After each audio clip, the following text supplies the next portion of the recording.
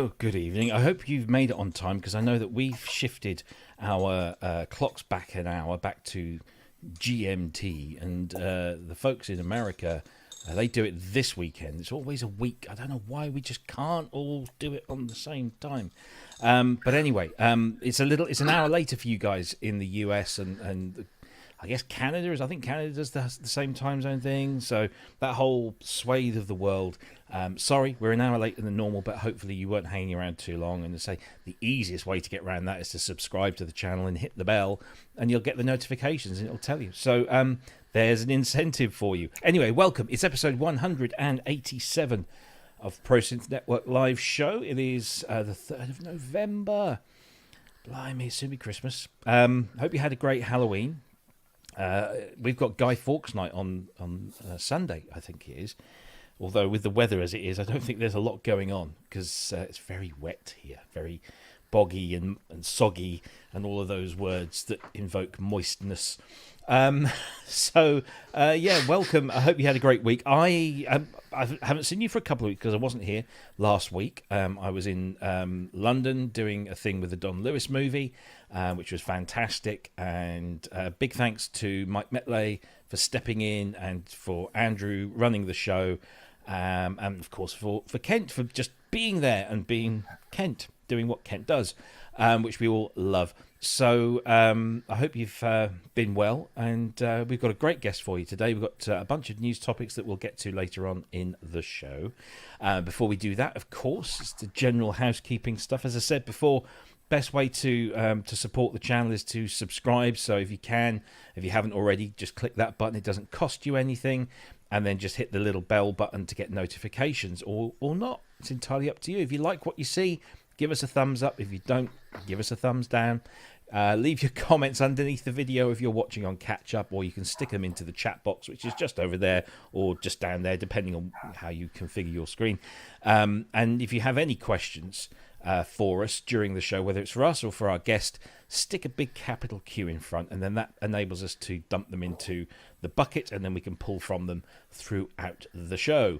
If you want to support the channel, which we are deeply grateful for all those that do, you can do so either by donating to our PayPal account, which is just there on the screen, and a clickable link is in the description, or you can use YouTube's super chat and super sticker functions. They all do the same sort of thing, and we really appreciate every penny.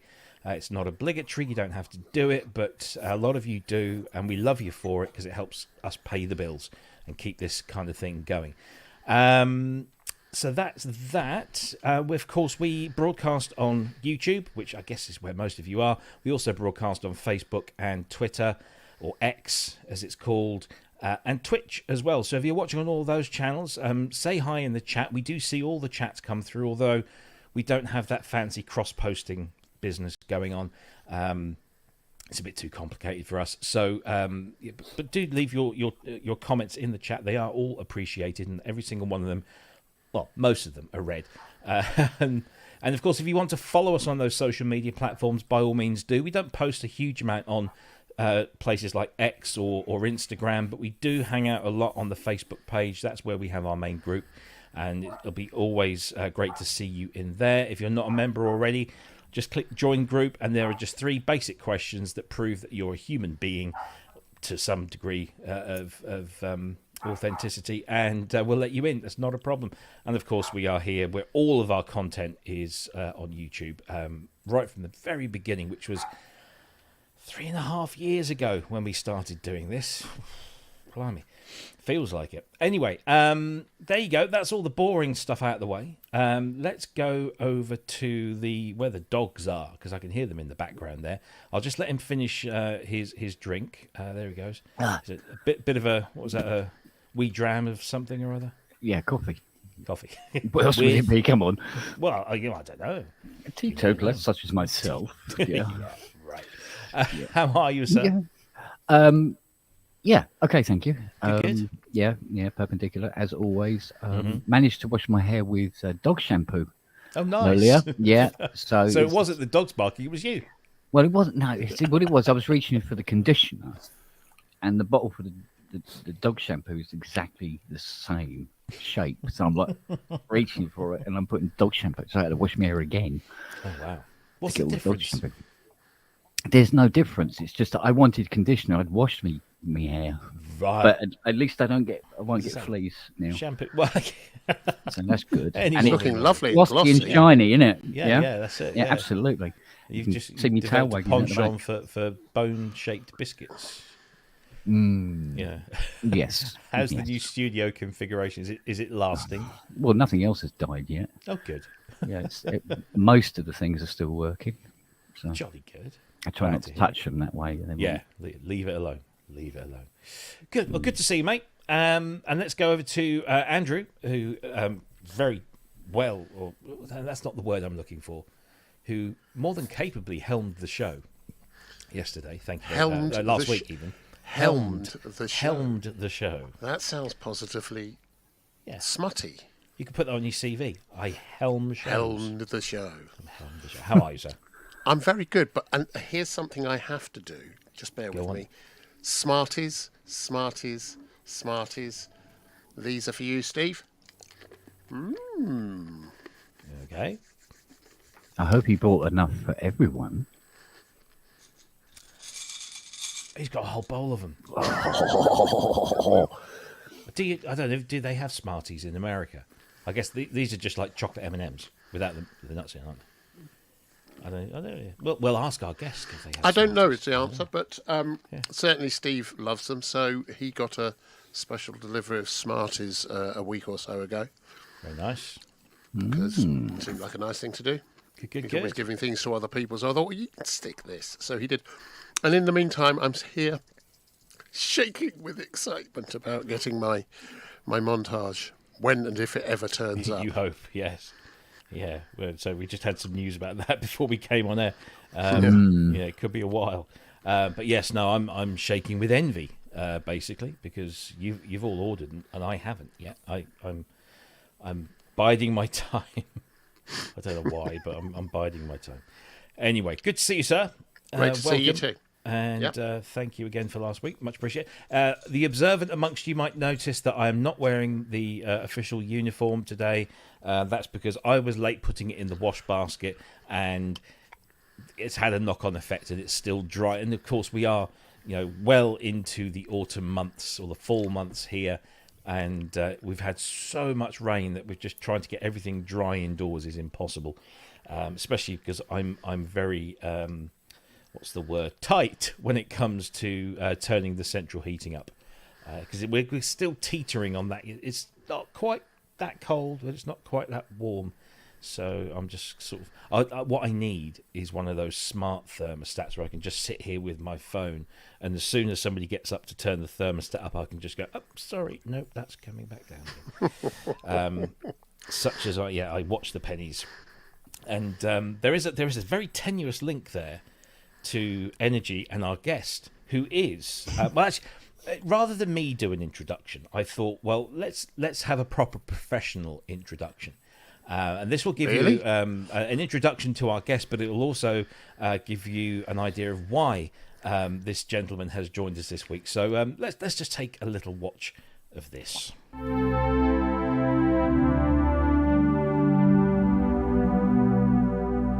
My name is Dominic Milano, and in 1975, I was one of the first two members of the Keyboard Magazine staff. Launched in 75, and over the years, I was its assistant editor, art director, and eventually editorial director for the whole group of all the music magazines that we published. I met Bob Moog when I was 16 years old at a NAMM show. And 3 years later, I interviewed him with Tom Darger for the first issue of Keyboard Magazine at the same hotel where I met him to begin with. And he started writing a column for us from the first issue on, and we just became colleagues and friends and a lifelong friendship. Yeah.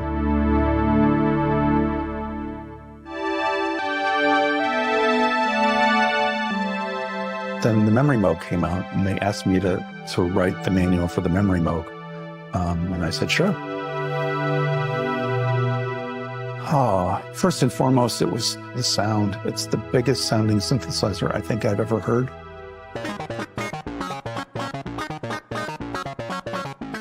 So I acquired this instrument in the early 80s, right after I wrote the manual for it. It has lived in my studio in Northern California ever since. I thought, why not donate this to the foundation, because it'll go to a really great cause. The Bob Moog Foundation is an organization that's near and dear to my heart, preserving the legacy of a man that was a dear friend. And someone here will absolutely benefit for it and give it a much better home than mine. I thought it needs to be restored. I had a whole bunch of my instruments restored. And Wes Taggart from Analogics was just a name that was revered. He's considered a guru in synth restoration, particularly with Moogs. And he did a spectacular job. When he called me and said, "Dom, this is an awesome instrument. You can't believe what it sounds like." He sent me a video, was playing it to me, and I'm going, why am I getting rid of this again? But again, it's going to a great home. I hope someone wins the raffle who really appreciates it and does great things with it.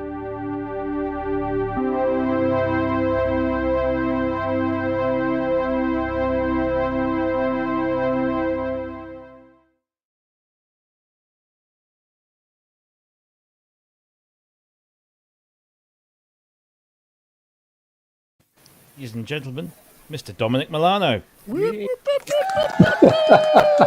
How's that for an introduction, hey? Not bad. Snazzy. Welcome to the show. It's great to have you on. Michelle got Thanks in for touch having with me. us. Yeah, Michelle got in touch with us and said, "Look, can we get Dominic on the show to talk about the raffle and the Memorymoog?" And we're like, "Yeah, of course we can, because you're steeped in music technology history, and you played a huge part in informing us in the days before the internet." And for that, I think many thousands, tens of thousands, maybe even hundreds of thousands of people would thank you, and we're all part of that number. So, Yep. welcome. It's great to be here. Thanks. Good. So let's crack on. Tell us. We'll come to the Memorymoog that you've donated to the BMF. For the raffle shortly, and we'll talk about your history with that particular instrument and with, of course, Bob himself. But you started Keyboard Magazine back in 1975. Right. Yep. How did that all happen? How did that all come to being? What was the world of music technology then that demanded such a publication? So, Keyboard grew out of a magazine called Guitar Player, which was essentially a keyboard, but for guitar players. And I was going to college. I was 19 years old. I was going to college. And one of my teachers was Tom Darter, the founding editor of Keyboard. Tom had grown up and worked for the publisher of Guitar Player during high school. And this is a long story. I'll try to make it short. Tom went home for Christmas, had dinner with Jim Crockett, the publisher of Guitar Player. Crockett said, "Tom, I'm going to start a magazine for keyboard players, and I want you to be the editor." And so Tom was he was my composition teacher. I was an electronic music major in college, and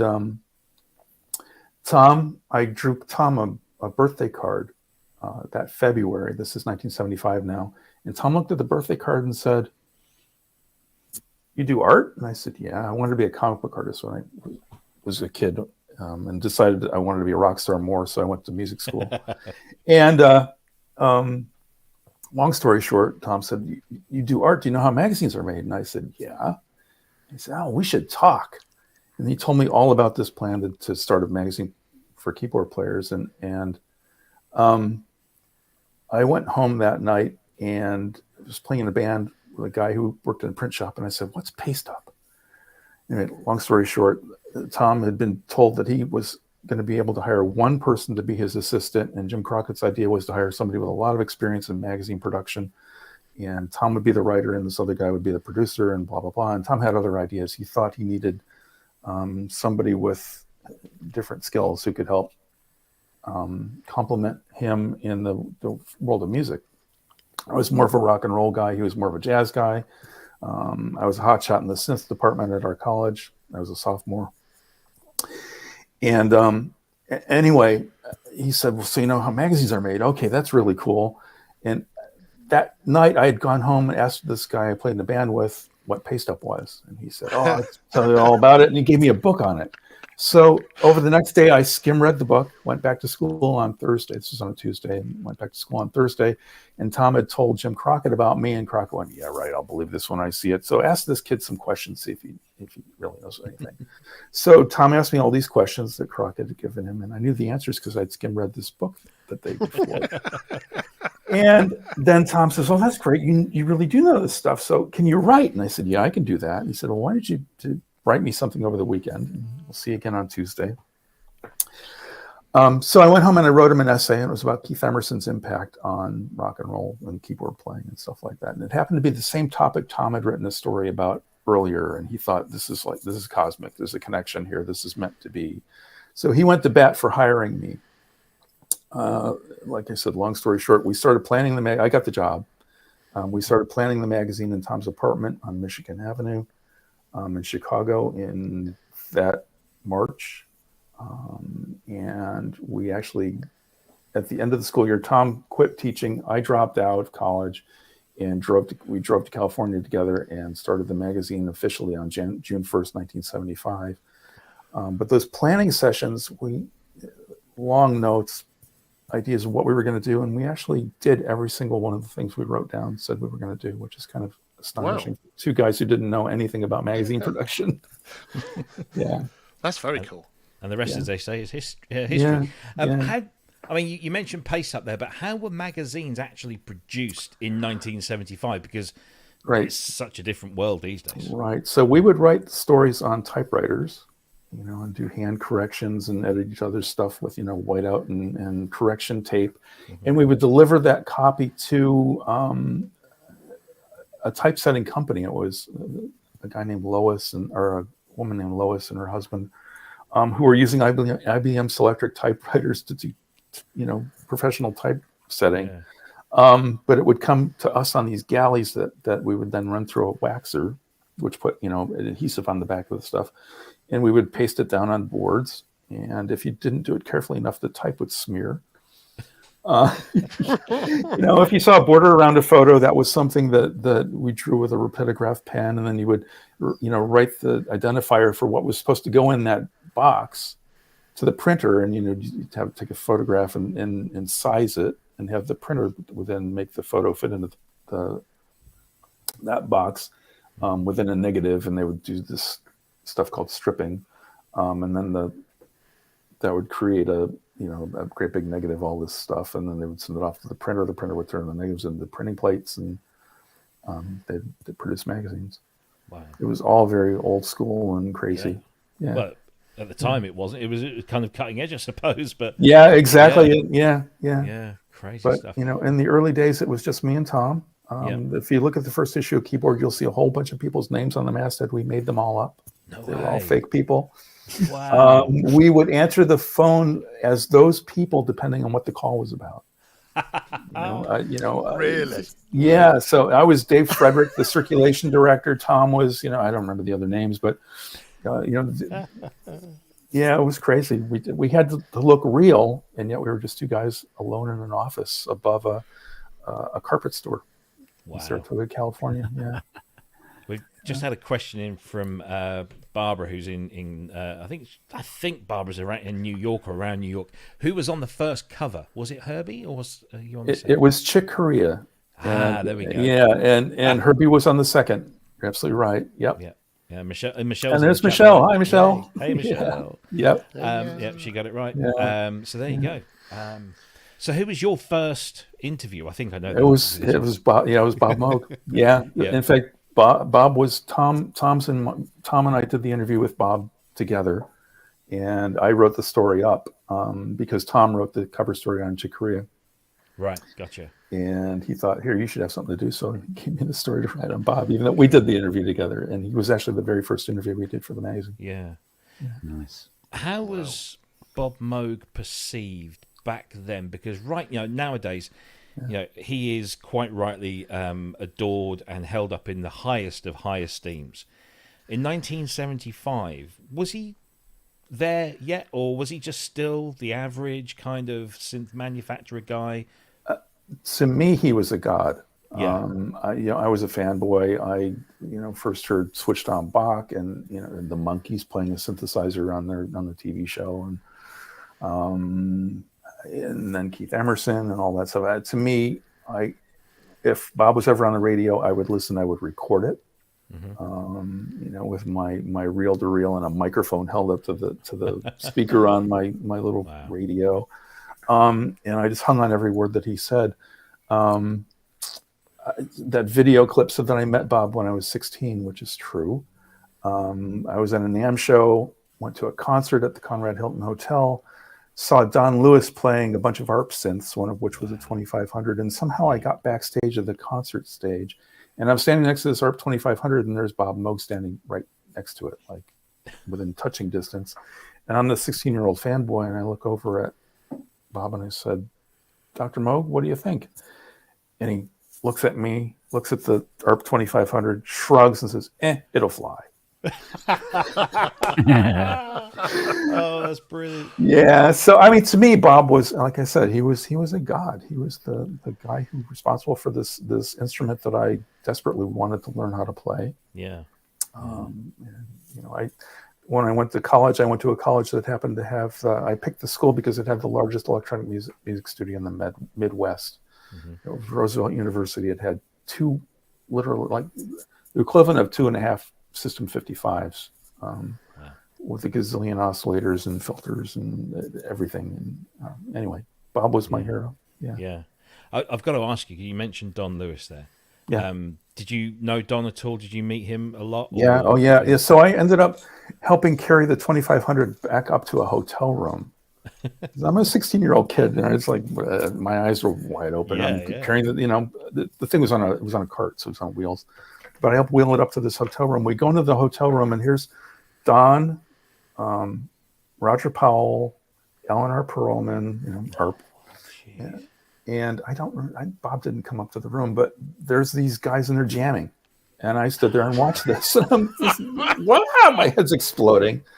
Anyway, so Don became really good friends. We were all California-based. Roger Powell became a really good friend.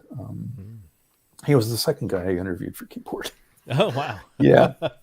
So obviously you interviewed Bob. Yep. You've interviewed many great people over the years.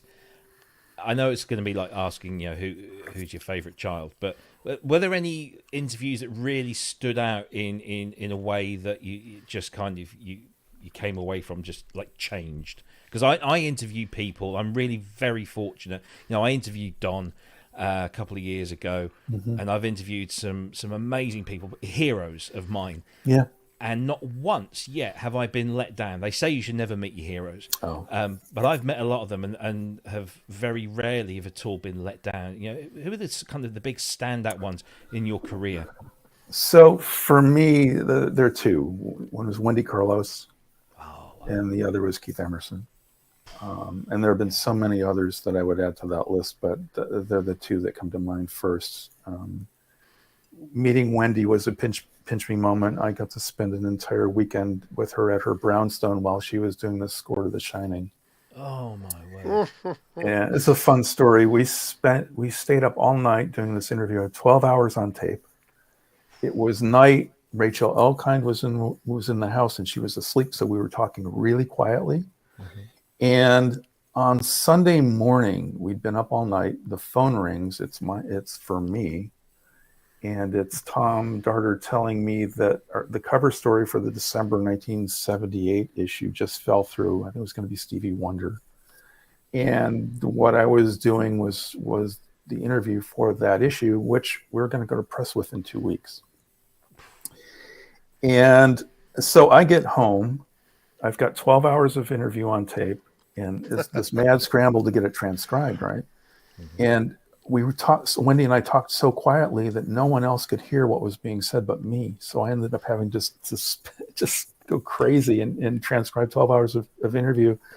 I think the story ended up being the longest cover story we'd run to that date. I don't know if we ever did a longer one. But it was what are we talking about in words? Massive. I don't know the word count, but it was absolutely gigantic. And it was this mad dash. She went to bed late, but it was well worth it. It was this crazy mad dash. Again, this is back before word processors, back before computers, back before, it was a little handheld Sony Walkman tape recorders, and you're sitting there manually doing this and that without the transcribing foot pedals and all that. Yeah. Yeah. Babs has still got the Wendy Carlos issue. Yeah. Awesome. Anyway, so Wendy and I became, very good friends to this day. She's still a dear friend. I talk to her every year on her birthday. Nice. Yeah, and same happened with Keith. I got to fly out and spend a week with ELP while they were rehearsing the Works tour in Montreal. That was a pinch me moment for me because I wanted to be Keith when I grew up. Yeah. And like you said, they say don't meet your heroes, but that's not been my experience. Meeting them has been, magical. Yeah. It's very special moments. Some of those. Yeah, exactly. Yeah. Definitely. I'm very conscious that I'm hogging you. I don't know, Andrew, Kent, have you got any questions at all that you want to throw Dominic's way? Kent? Not yet. I just want to hear the stories, to be honest. He's saving the Memorymoog manuals. Oh, there you go. Yeah. So the meeting heroes thing, I met when we were growing up. You either were Keith Emerson or Rick Wakeman. Right. It was one of those. Yep. I happened to be borderline. I saw Keith Emerson first. I saw ELP before I saw Yes or anything else. But I was always a Wakeman fan first. But it was. Yeah, Nat's Taz. And I ended up meeting him, going to his wedding with Nina and all those kinds of things. Oh, how cool. And meeting your heroes is something it depends how it happens. If you stalk them, it's probably never going to work well, right? But this just came about naturally, organically. I ended up meeting him. We became sort of pals and we had some shenanigans, as it were. So I know that you would have, I saw him on the cover of one of yours. And I think with the cover I saw, he was extraordinarily young, and I imagine so was Keith at the time. So did you get to go back and revisit some of these people you interviewed and do second things when when you've been around for a lot longer? And how did you see that change? It must have been quite interesting to see how people in the interviews themselves and what you wrote changed. Is that right? It's interesting. Thinking of that cover, the story you probably saw on Rick I wrote that, and it was the 4th issue cover. He was touring behind one of the Journey to the Center of the Earth or something, King Arthur, one of those albums. And it's interesting over time. Keith, I would say, was interesting because when I met Keith, he was. ELP were at the height of their popularity, and over time, Love Beach and all that stuff happened, and they became less than popular. Progressive rock fell out of favor, and but Keith was always humble, a sweetheart, funny, charming, and open, and just giving. I remember. Flying from Montreal to New York while he was going to New York to pick out the piano for the tour for Works Volume 1. And the plane hit a pressure pocket where my ears were killing me. And I'm sitting there thinking to myself, oh my God, I'm in pain and I'm sitting next to my hero. This is horribly mortifying. And he could not have been sweeter because he was a pilot and he knew how to help me get my ears to pop. But it made him all the more human. And that never changed over time. The last time I talked to him, in fact, was 3 weeks before he passed. My phone rang, and I was at home. I was working in my kitchen, and the phone rings, and it's my cell phone ring. Hello, Dominic. It's Keith. As in Emerson, as if I didn't recognize his voice. I'm going, you think? And he was calling because he'd heard that I was working on a biography of Bob Moog, which I was at the time. And I'm not now. And he was doing interviews that day, and Albert Galinsky had called him and asked him for an interview, and Keith didn't want to give Albert the interview unless I said it wasn't going to step on my toes.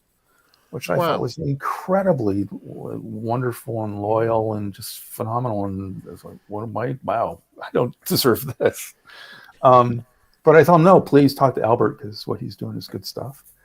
And that was Keith. He was caring, and just a wonderful human being to be around. And I miss him. Yeah. Yeah, you remember those people, don't you? Yeah, exactly. And, there are a lot of moments like that where you meet people. It's like, I was in London. My wife and I were on our honeymoon. We stayed with Bob and Ann Stiles. Bob managed Rod Argent's keyboards on Denmark Street.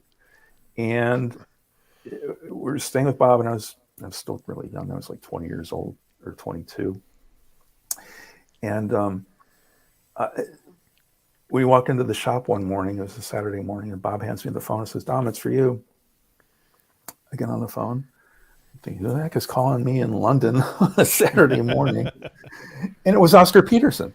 Oh, wow. What? Yeah. I'm like, hi, Dom, I'm really sorry I can't make it. I just wanted to tell you, wish you all the best. And blah. I'm like, what? I hang up the phone completely stunned, and it turns out that Bob has thrown a surprise party for me, and every keyboard player in London showed up at this thing. It's like, so, Pat Mraz, Hans Zimmer at the age of like, I don't know, he's like 2 years younger than I am. So he was like 18. Pat Mraz, Dave Stewart, Don Airy, just this army of people. And it was amazing. Anyway, some of those people I'm still friends with to this day. My wife and I ended up hanging out with Patrick Mraz and his wife Diane. Nice. That whole week when we were in town, it was amazing. Cool. So yeah, there've been a lot of pinch me moments in my career. That was another one of them. Yeah, definitely. Yeah. It's a great community, isn't it, as well? Yeah, totally. It's unlike guitar players, they're all out to outdo each other. I always felt like keyboard players were much more sharing and willing to help each other. Oh, definitely. Yeah.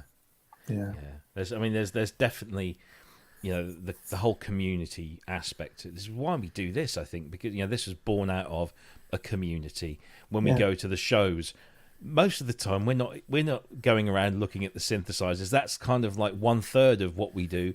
The other 2/3 is just hanging out with all those people that you've met, whether you've met them in person, whether you've met them online. It's still like you say, and keyboard players and synthesizer freaks, for want of a better phrase, right?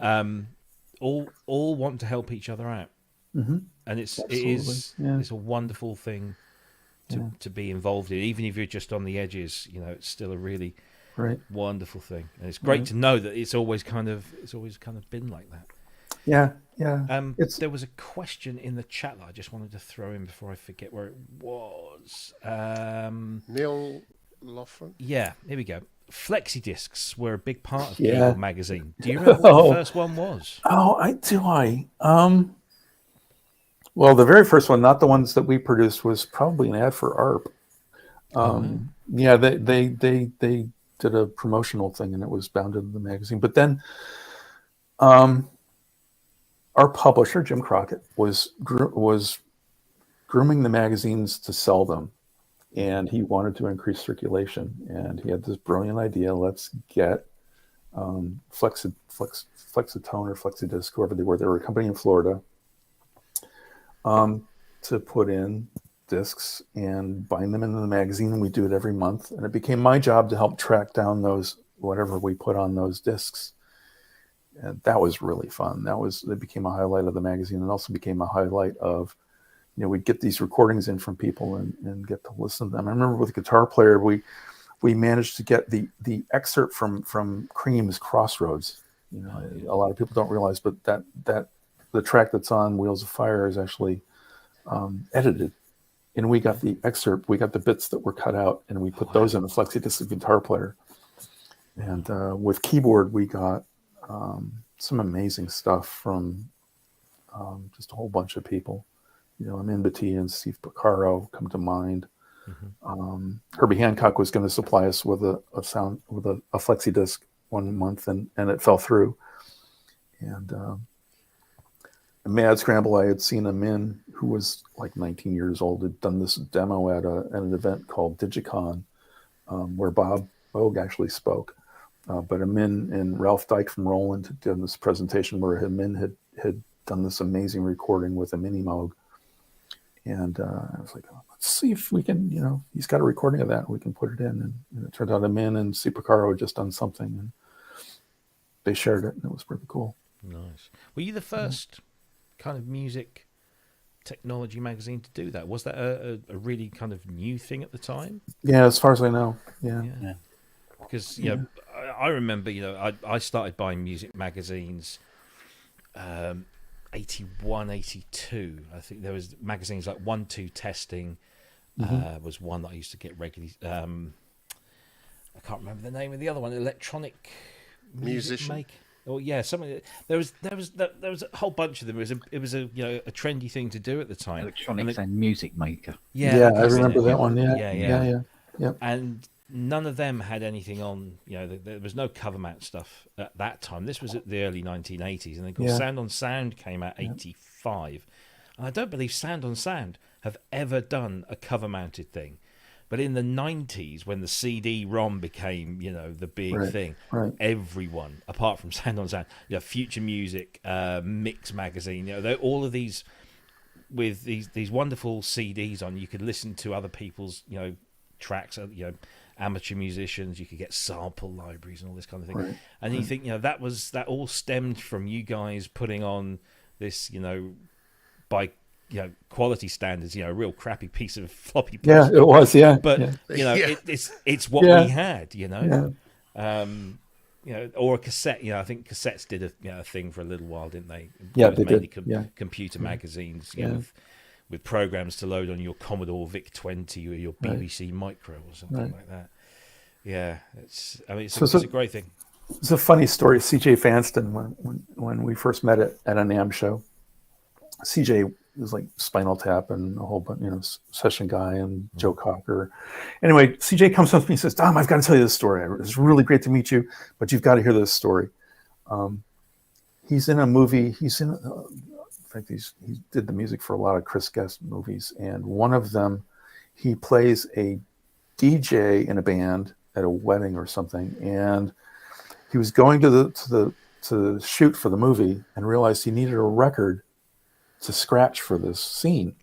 So he goes and grabs a copy of keyboard, rips the Flexi disc out, brings it to the set, and that's the record that he's scratching in this movie. And I forget which movie it is, but it's like, what? Another head blowing up moment, right? Brilliant. Really fun. Wow. Yeah. But it wasn't just the magazines that had them, because everyone's going to go, oh, here he goes again.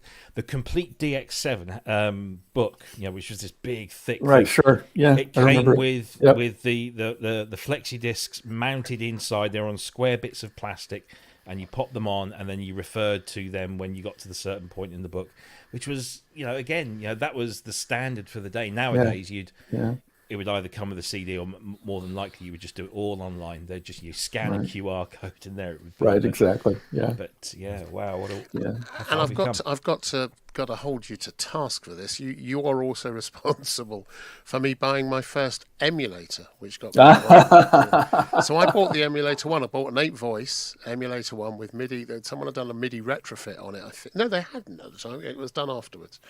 But I got this Emulator 1, and I just remember the first thing I did with this thing was we had two of us in the studio, and it turned up, and it was so heavy. It was ridiculous. And I was just going, what the? And, of course, the first two samples I ever did were both profanities, which we then played. We did a sort of Bach thing, but I won't tell you what the profanities were, but it actually worked quite well. What? You mean you didn't sample the fart? Honestly. Oh, no, we did that afterward. That was later. We did a DAT full of farts over a 3 month session. We had a microphone set up, DAT player, on pause, and if anyone felt a fart coming late, and we ended up with 45 minutes of farting, and it made me cry with laughter. And everybody around you going, $8,000 for this? Right, exactly. And everyone else was crying because it was. So the other question was, because we're going to be coming to this, I'm sure, again, in a moment, is You've given away to the Bob Moog Foundation your Memorymoog. How did you come about getting it? I know you wrote the manual for it. How did that all come about? I know you knew Bob, but why? At the time, let's see, Dave Luce, who designed the Polymoog, and he was the CEO or president of Moog, and Tom Ray, who wrote a column for Keyboard, if you remember it. It was all about the history of electronic music. Tom was marketing director for Moog, I think. They asked me to rewrite the Polymoog manual, which a guy named Roger Dumas had done, I think. And so I rewrote the Polymoog manual. They never used it, but then they turned around and said, "Hey, would you want to do the Memorymoog manual?" And I said, "Of course, sure, why not?" And it was, no more complicated story than that. And the payment for the Memorymoog manual was a Memorymoog. Wow. Which worked for me. It's like, yes, I'll take that. Thank you very much. And what's interesting, I don't remember if I used a prototype. I must have to write the manual, and then they shipped me later the Memorymoog Plus that the foundation is raffling off. But it's a fantastic instrument. Yeah. Well, because you do a lot of technical writing still to this day. Yeah. But what's your process for putting together a synthesizer manual? How does one start that process? Do you sit down with the designers, the developers, get a feel, for what they think should be, Actually, no. With the Memorymoog manual, and I'll tell you a story about the PPG 2.3 manual because it's even funnier. But with the Memorymoog manual, I just sat down and used Tom Ray's Minimoog manual as sort of a template, because I think that's one of the best manuals ever written. Yeah. The Minimoog manual, that is. Yeah, it is. And so I sat down with the instrument, took again, this is before personal computers, at a notepad, and I wrote down notes. I just wrote everything longhand on a notepad. Mm-hmm. And then I would take that into to Keyboard's offices. We had typesetting equipment back then. There was CompuGraphic typesetting machines, which were essentially like word processors, but before word processors. And I would type the stuff out that way. And I literally typeset the manual myself, printed out photo galleries of the text, and sent that to Moog. They reset the whole thing. But for me, it was easier to write it that way. Write it manually and then type it in and make adjustments and stuff like that. I don't remember if I produced the graphics myself or if they did them. I don't remember how that happened. But basically, I just, you break down the instrument logically and how you want to explain and put context to it. And if I recall correctly, we did the Memorymoog manual is in sections. It's sort of like look at the the control things on that panel that's on the left, and then the overall synth, and then talk about how to use it all, and just put it all in context, make it all make sense as to why you would want to turn this dial or push this button, not just what that button or that dial does. Why would you want to use them together? Yeah.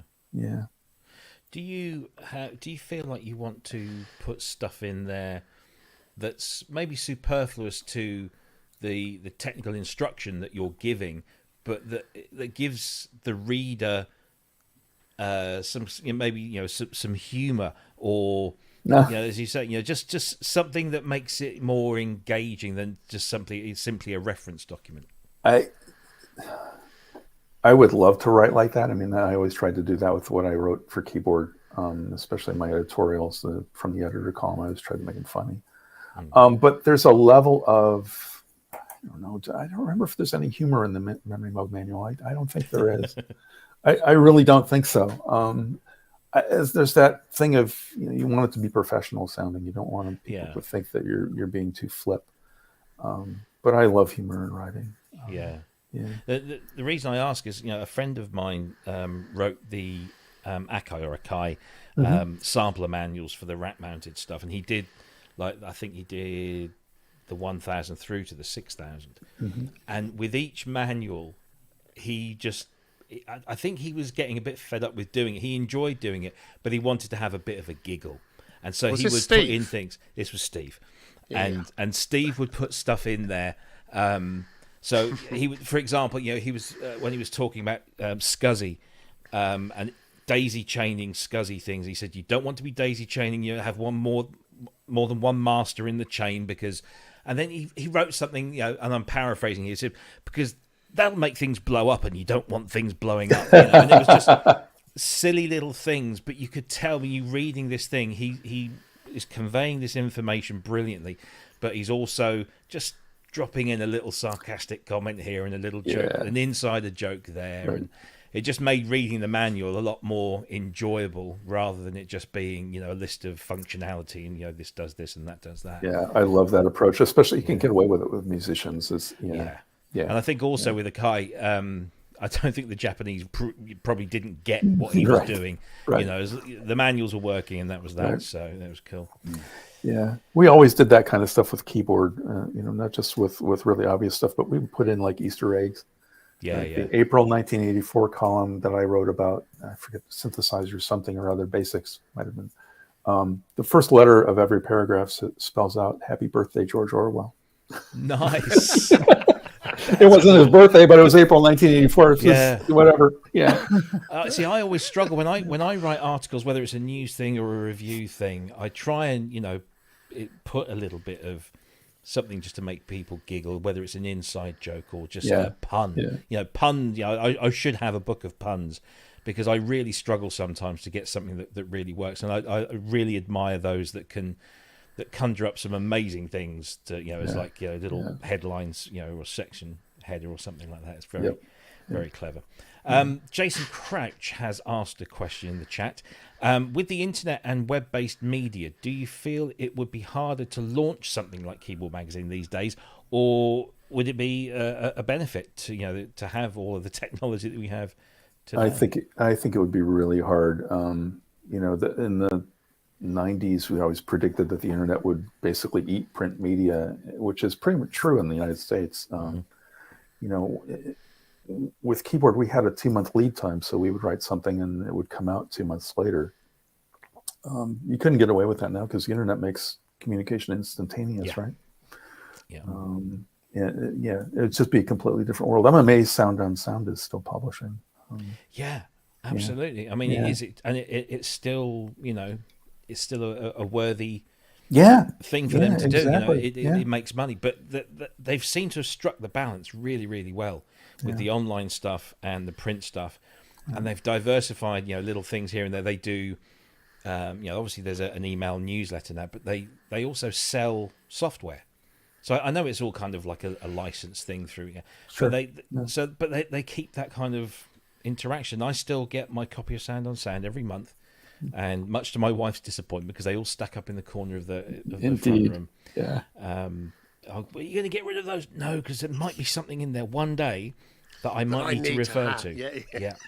Well, it's a law of nature, right? You throw it out, and 3 weeks later, you need it. It's like, wow, what was I thinking? Yeah. I mean, I actually found some years ago. I found a couple of copies of 1-2 Testing that I'd kept. One because it got Howard Jones on the cover. And I was a massive Howard Jones fan, and the other one was Dave Stewart, as in Eurythmics Dave Stewart. And I kept those, and I just sat down one day and just read through them, and all of these memories flooded back of the times where I would be sitting in my bedroom as a young teenager, wishing I could afford that SH101 that was listed for $299 or something ridiculous. Right. And it was just a wonderful, wonderful thing. And of course, old paper products have a smell, have an aroma. They do. As it breaks down, it's a chemical thing, isn't it? Someone gave me or showed me a Roland System 700 fold-out leaflet. Do you remember when those came out? Yeah. Sure. And there's a physical copy of it, which I had one until it fell apart. Right. I used to love and cherish this thing, and it immediately brought back a smell of tobacco, because I was working nights in a lighting factory doing work to, keep the wolf from the door kind of stuff. And they had a canteen which was full of Italians who played cards for all of their money. It was extraordinarily weird. But they all smoked. It was in the time when everyone smoked. So the whole thing was... And I used to get this thing out, and just every night I'd be looking at this thing and trying to understand what each of the things did every single night. And it brought that back, and it brought back all the people and the places. Print does that. Print does that. It's something that electronic media doesn't do in the same way. It just doesn't. Yeah. That's absolutely true. We can't discuss this without mentioning one of our moderators in the YouTube chat runs the fantastic website, and I always bang on about this, Musines. I don't know if you're aware of this website, Dominic, but maybe this might interest you or might bring back some horrible memories. but what they do at Musines is they scan and upload music technology magazines from the past, and this is the very one that I was talking about, that copy of 1-2 testing. So not only do they scan the magazine, so you can actually go through it page by page, and then blow it up and you can actually look at the scans and flick through and see all the adverts and the interviews and the articles. Look at that, 6-track, 795 quid. Yeah. Amazing. But also they OCR everything, so you don't have to look through that. You can just, if you want to look at that 6-track article, well, there it is, and it's all, and you can research and you can search through this. I use this all the time. It's a great resource. It really is. Brilliant. That's very cool. And it's free to access. Although contributions, please do, if you are thinking of doing so, please contribute and help the mission there. I mean, there's so many magazines, and these are just some of them there. So yeah, very cool. It's a brilliant resource, and because those magazines, even I guess I don't know whether they'll have the same impact. I let my son read, give him the Sound on Sounds that after I finish with him, and he'll go, because he's doing music tech at school. But I don't know if they have the same impact because of the internet, because like you say, we've got this instant access to information at our fingertips. We can do it on our phones, on our laptops or iPads or whatever. Whereas our generation would squirrel ourselves away in the school library, or the back seat of the school bus, or in our bedrooms under the covers late at night with a torch. And this was our information. This was our internet. And it's a complete, again, you had to be there. Yeah, to appreciate and back in the day, there artists didn't have social media channels where they'd interact with their fans and stuff like that. So all this stuff was out of reach. It was stuff you dreamed about, but not just the gear, but access to them, and that's all changed now. Yeah. So it appears, I was just looking in the chat, so somebody was asking or saying that sadly there is no archive of Keyboard magazine online, unless you're aware of anything. No, I heard that it actually got deleted. Oh wow! Because I know Ben, who runs that site, is collecting issues, and if hopefully he has to obviously get permission to do so. So that would be great if you could. I can't imagine anybody would say no or would even care. Yeah. Publishing be damned, as they say. Yeah, right. Yeah. So let's get to the real reason, as Andrew kind of steered us towards, and I've probably gone back off piste again. But you're here, other than the fact that you've got all these immense and amazing stories and anecdotes. You are here because you have donated. And I just can't. Why you would do? Well, I know why you would do this, but I couldn't do this. I couldn't bring myself to do this. I don't think. But you have donated, of course, your Memorymoog Plus to the Bob Moog Foundation for the purposes of their end of. Well, I guess it's the end of year raffle. I don't think there'll be another one before 2024. I can't remember how many raffles. I don't know if Michelle is still in the chat. I think they do 2 a year. I could be wrong. So they've done a few now. So this is a great one. I mean, forget the value. I mean, you put a price on this thing, but it's priceless because it's a Memorymoog Plus and it's a classic synthesizer. B, it belonged to Dominic Milano. And it was, given to you as payment for writing the manual for the original Memorymoog. And so it's got all of this wonderful history going for it, and it's been restored, of course, to full working order. Yeah, but did you see in the video some buggers defaced it? They've scribbled all over the back of it. Yeah, in ink. I don't know. that wasn't my idea. Bloody graffiti, honestly. I think Michelle has just popped up in the chat and said this is the third one of the year. Oh, third. There you go. It's the last one. I can't remember how. I'm sure Michelle will tell us how many they've done. But they've done quite a few, and this I think is the first Memorymoog, because usually they've done a few mini Moogs, and there've been some other the smaller ones, but this one's a beast. So the raffle started selling tickets on October 16th, and the raffle closes on this coming Monday, November 6th, at 11:59 p.m. Eastern time. So if you're in the UK, add 5 hours onto that. So it's going to be like 4:59 a.m. on Monday morning, or when all 5,000 tickets are sold, and they are selling out very well indeed. So it's $25 for a single ticket, 5 tickets for 100.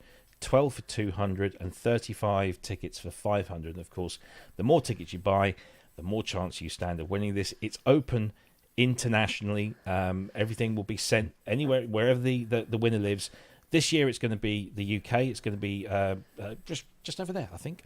I hope. Oh, I hope so much. I'd love to win this. And yeah, you'll get. You'll also receive an original Memorymoog manual that will be inscribed by Mr. Milano himself. And if you go to the Bob Moog Foundation website and go to the page, you can see some lovely pictures, some glorious pictures of this machine. I'm going to go to Kent, because Kent's been sitting there and he needs to earn his keep. I want to ask you, because you've had a few of these through your doors in the last 6 months. I've got 5 here now. There you go. And I just want to know from your perspective, because every time I've been over to yours and you've got a Memorymoog, curse words are flying around all over the place. But when you fix them and you play them, usually the first words coming out of your mouth is, I don't really want to give this back. What is it about this machine that makes you so polarized? It's a love-hate relationship, because when you're working on them, they have their faults. You just hate them. It's just like, die. And then you get them all working and tuned, and you play them, and they're lovely. They're so big. They're a powerful machine. I mean, Preset 8, which is the sync sound that it does. I mean, and you go, wow, that's brilliant. And then you put it into unison and you start losing windows. You go open the door so the air compression can get out. And they're just wonderful machines. They really are. It's a really visceral experience, isn't it, Ken? Yeah, absolutely. It's quite unique. There's something very organic about it. It's not just this. I'm not talking about even the sound here. Just the build of it. It's just the feel of it. I mean, having the wood panels on it also lends to that as well. I'm always making derogatory jokes about the Memorymoog and stuff like that. Every synthesizer, pretty much. Because I think it was one of the most responded to posts ever put up on Facebook was a photograph of just the bass, the aluminium bass of a Memorymoog, and I put, was it modified Memorymoog with all the troublesome bits removed, and stuff like that, and yet they are a very unique machine. Yeah. In much the same way as the Mini herself was. Yeah. Because when did this come out? This was 80. Dominic, do you remember when this came out? God, it was 81 or 82. It's 81. Late 81, I think they first hit the Because I world. remember when I first saw one of these, I kind of looked at it, I saw all that wood, and just thought, oh, it's a 1970s, synthesizer. And of course, in the early 80s, all I wanted was big shiny black things, and it just didn't seem to fit the bill. But then, as I got older and more mature, you hear the thing and you think, my God, this is amazing. It's older a anyway. beautiful thing. Well, older, yeah. The other thing that I noticed about this, and I did speak to Peter Vogel about this, but the pitch bender mod wheels are the same, or should I say that the Fairlight's pitch bender mod wheels on the Series 3 are exactly the same as, and apparently they got them from Moog. So I'm told. I remember when I started, this is a real quick aside, when I started in the industry, in studios, it was 1980. Do they have studios then? Yeah, thank you so much. 1983, 84, I think it was something, 83.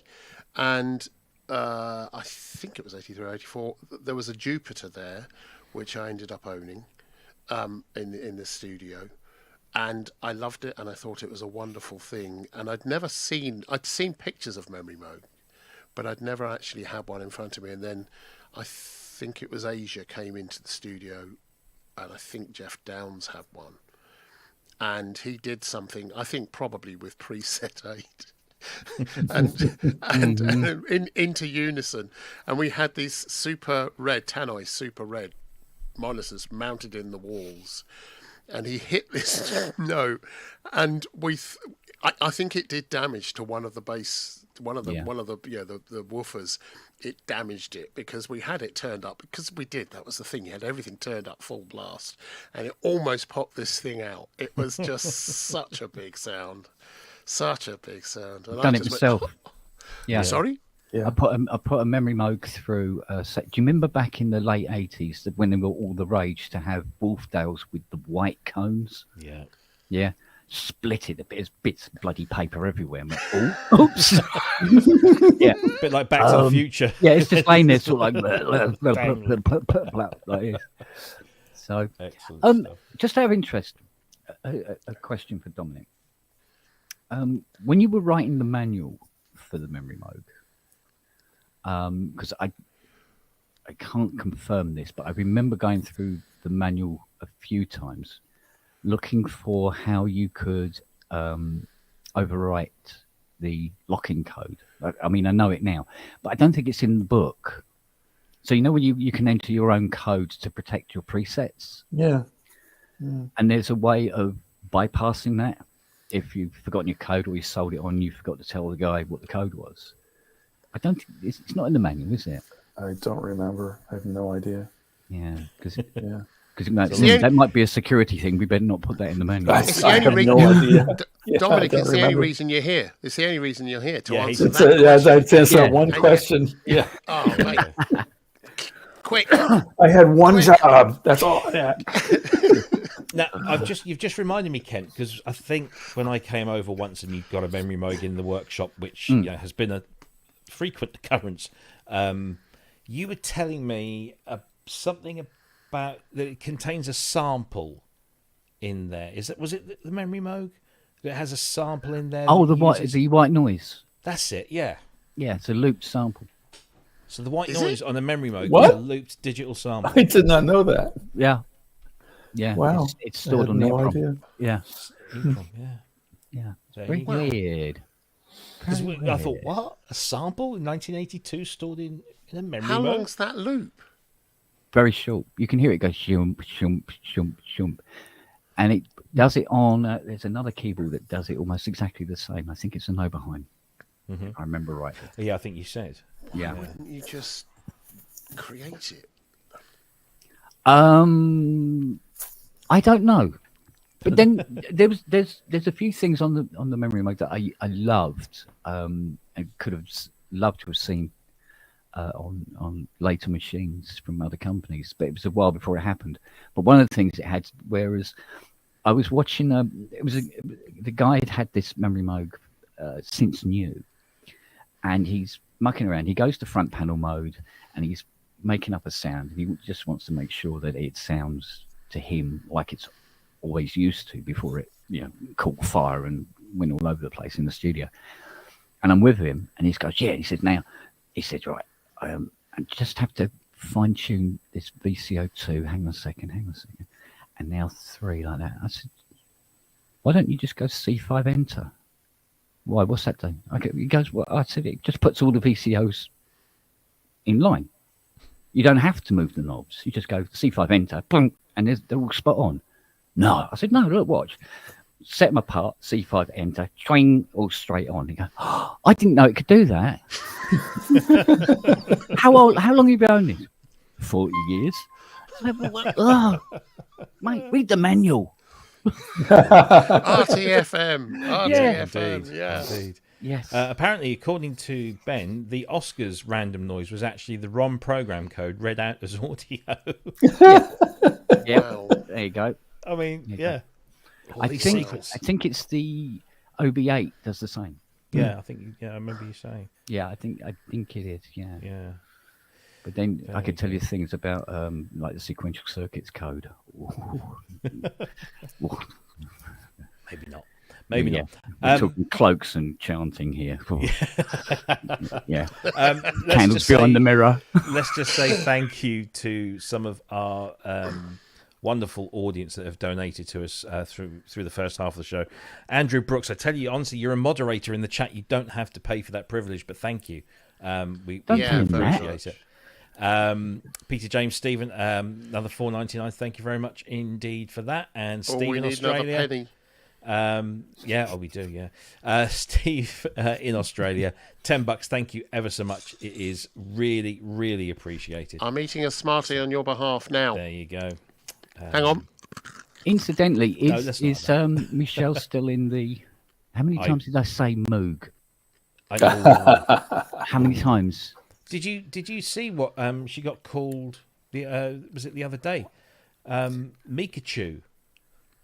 Okay. Yeah, I mean, she was saying in the post that Mikachu. she's been called many different flavors of Moog Kusa over the years, but it was like Mikachu, and I just said, "Oh, are you a Pokemon now or something?" It's Well, there she is. Right. There. Okay. Right, Michelle. You still haven't proposed marriage to me yet. Time's moving on. Yeah, Michelle. We're not getting any younger, He's girl. sobbing. He's With your sobbing. He ass. Come on. sobs at night. Come on. I want Yeah. one knee proposal. Mikachu. Soon. There you go. That's what she says to that Mikachu. Yeah, Mikachu. That works. It works. Indeed. I don't. You're not going to be at Super Booth this year, are you, Michelle? Because that'd be a shame. Yeah, hanging out with Michelle and going out for dinner on the Berlin sidewalk with street dancers. That was an experience that I shan't forget very soon. Or Super Both, as we called it, or Michelle called it. Yes, play on. Get it? Yeah. Right, okay, well, that's 8:10 already. We're flying through. Let's give Dominic a break, and we'll come back towards the end and wrap things up. If anybody has any questions they want to ask Dominic before we let him go at the end of the show, then please do put them into the chat, put a big capital Q in front of them, and then we can just move them into the bucket, and then we'll be able to pull those out and share those and see if we can get some interesting responses. Before we move on to some of the news, let me just remind everyone, this is where you go to buy your tickets. You are all going to buy tickets. You will buy tickets. It's the Moog Foundation. So it's moogfoundation.org. And then if you just go to the homepage, you'll find a link directly to the raffle page.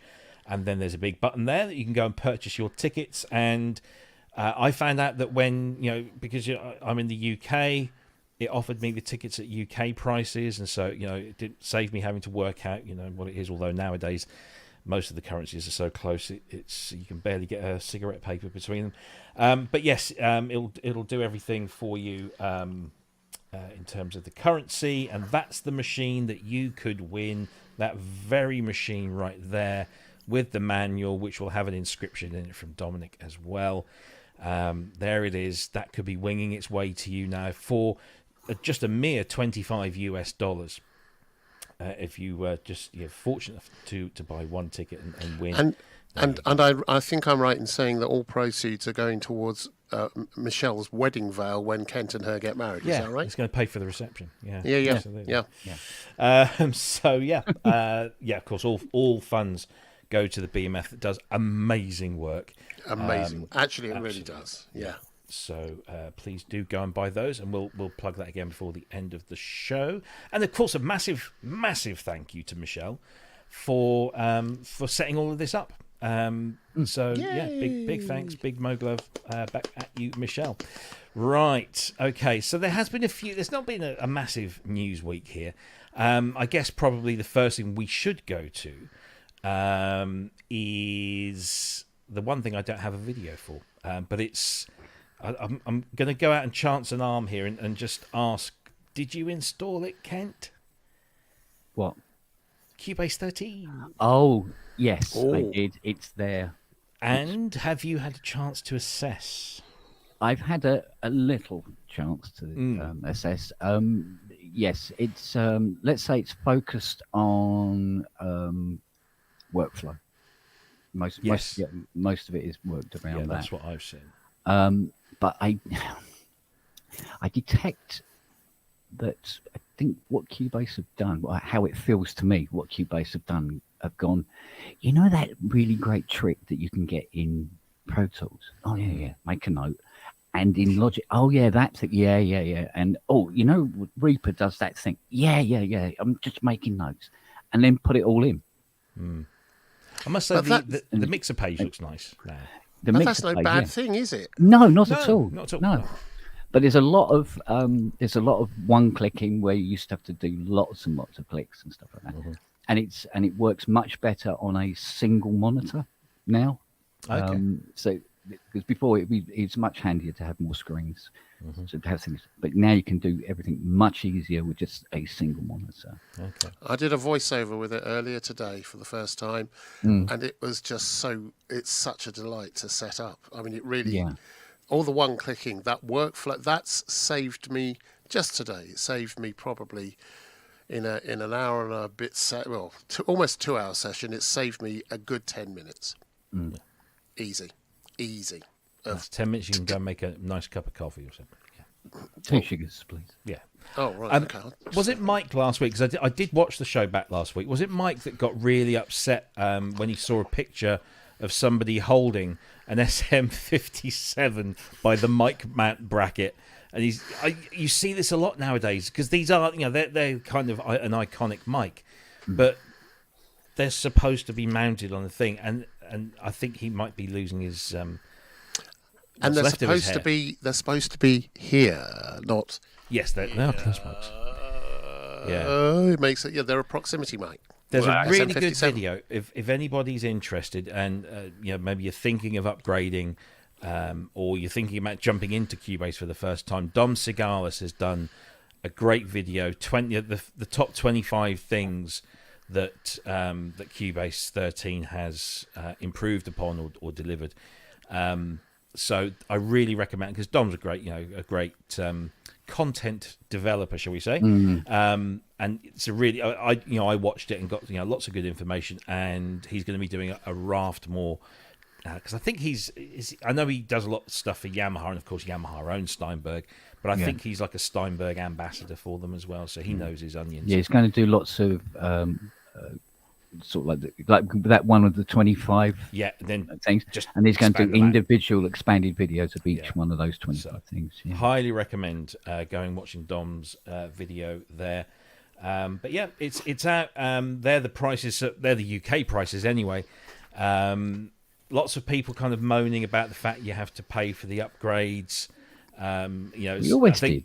Well, yeah, exactly. There's nothing new. No. It is, and as somebody I think mentioned in the group this week, it's my annual £85 subscription to Steinberg. Yeah, which is kind of what it is. Because wasn't there talk of Cubase going down the subscription route? Or was that something else? I can't remember. There was a rumor, I think. Yeah. There's the upgrade pricing down below this, by the way. Yes. So there's all sorts of different prices depending on what you've got, whether you've got one of the light versions or you're doing an upgrade from different types of the full version. There's even a cross grade price, and the cross grade price is about £300, but it's not enough to tempt me back I've ditched all this. Dominic, you said to us before we came on air that you've kind of stepped back from all of this world. Do you still dabble at all? And if you do you use a digital audio workstation? I do. I've got Logic and I have Reason on one of my laptops. Yeah. Just like me. Look at that. We share a common thing. We're producers. There was a T-shirt, wasn't there? It says, "I'm an atheist producer. I use Logic and Reason." Nice.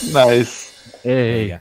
Yeah. No, that's cool. But yeah, Cubase. I mean, you must have been. Did you cover stuff like this when because in the mid '80s, when we started seeing a real flow of this stuff, were you covering all of that stuff in keyboard? Yeah. So, the early days it was opcode. And it was all MIDI sequences. It was all MIDI sequence, right? Exactly. And then when Pro Tools happened and all that, and I left keyboard in the mid '90s and started doing other magazines. So digital video and game developer and interactivity. But I stopped paying a lot of attention. But I still use this stuff, I still dabble, it's not like it used to be. For me, it was 24/7 way back when, but not anymore. Yeah. Cool. Yeah. Well, there you go. Cubase 13 has finally arrived because it was promised a while back, shall we say, and didn't. I think they had trouble with their online shop, but it's out now. It came out yesterday. All the versions are available, and if you are a Cubase owner of any description, any flavor, log into your Steinberg account. You'll get the prices that are relevant to you, kind of, and fill your. And I have to say, I really like it. It's the improvements. Lots of positive stuff coming out about it. I'm hearing, in particular, stability, overall stability of the application, which of course has to be a good thing. Right, so that was. Mind you, it has to be said though. When I was doing the touch digital controller for GeForce, we were testing it with all doors, and I came to the conclusion at the end of it that there's no such thing as a perfect door, or that any door is better than any other door. It's just whichever one works best for the way you work. Whichever one you're used to. Much the same with video editing packages. There is no one NLE that's the right one. It's what's going to work for you at this time, and But it's a great upgrade. I really like it. The workflows are much better. Absolutely. And if you're going to invest in a whiz bang top of the range piece of software, you're going to want a similar machine to run the thing on. Oh, I see what you did there. You see? Oh, good. Oh, good. Look at that. Yeah. Apple have announced the M3 chip, which I was reading an article from, I think it's macrumors.com today, that said it isn't just a little bit faster than the M2s. It's a lot faster than everything that's gone beforehand. But they've only announced it in some new MacBook Pros and a new 24-inch iMac, which I was a little disappointed because I was hoping in some sort of perverted way that they were going to do a nice big screen iMac again, because time has come for me to change mine, and I wanted something to just tear me away from the possibility of getting a Mac Studio and the expense that would incur. And if somebody could say, here is a really super fast big iMac. There's more models coming in a month or so, and that will include the Pro, which is just madly expensive. But it is coming. It is coming. Yeah, I think I've actually in the last couple of days I've been researching refurbished Mac Studios. They do exist. I mean, it's this soon in their lifetime. There are plenty of refurb Mac Studios for some very good prices, and I think that's what I'm going to go for. Get a bit of. So when you say a Mac Studio, do you mean an M chip? No, the Mac Studio. Well, the Mac Studio. The M chip. The Apple Silicon rather than the Intel. Yeah. You can't get Intel in the Mac Studio. No. So so I'm going to go maybe for an M1 Max. They seem to be a good balance of price and power, right now. Do you know, terms of for the music, used I market. don't think you need anything more than that. No, Honestly, no, I don't. exactly. For No. video, you really do. Oh yeah, For- well that's. but not for really my music, bag. it's an amazingly. I mean, you know, I've always, not always. I've used Mac and PC. I've been holding off getting another Mac for a while just because I couldn't see the cost versus power, you know, benefit, as it were, and speed benefit, because I get more from my Threadripper machines. But for the music side, now I just can't see why I wouldn't get an M1 as well and have an M1 just to do music. It's so stupid simple. So and fast. the MacBook Pro M3 can go up to a 16-core CPU, 40-core GPU, 16-core neural engine with the M3 Max, and that's a maximum of 128 gig of unified memory and an 8 terabyte internal SSD. These are all maximums, so you know this is the top of the range kind of thing. And if you go top of the range, it's $7,000. It ain't cheap. No, it's not cheap. Connectivity is 3 Thunderbolt 4 ports, an HDMI, an SD card slot, a headphone jack, and the MagSafe 3 port with the bundled charger. But you can go right down to the base level, and they start at $1,599, which is kind of where most MacBook Pros do kind of start off. These are 14 and 16 inches. They've killed off the 13. They've also killed off, finally, they say, the touch bar, which I was a little disappointed about because I've got a touch bar on my M1 MacBook Pro. And I thought it was a gimmick to start with, but then when you actually start incorporating it into your workflow, it's a very, very useful little tool. And agree. slightly disappointed. Yeah, I think it kind of got a bit of a bad rep when it first came out. It was, you know, why do you want... But it really is. And it does depend on the software developer implementing it well.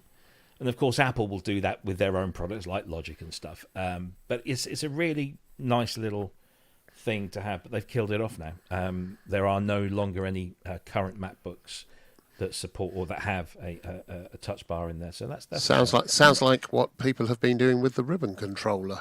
Make it tiny wee little thing, or don't have it at all. Yeah, exactly. Yeah, but I thought it was a nice, cool thing when they added it a few years ago, and then now it's gone. But of course, from the MacBook Pro side of things, 22 hours of battery life. I mean, I am still blown away by my M1, which is just, you know, a 13-inch M1 MacBook Pro, and it can last days. And you know, I can leave it in sleep mode and just take it out, and it's there, and it's hard. You know, the battery's hardly gone anywhere.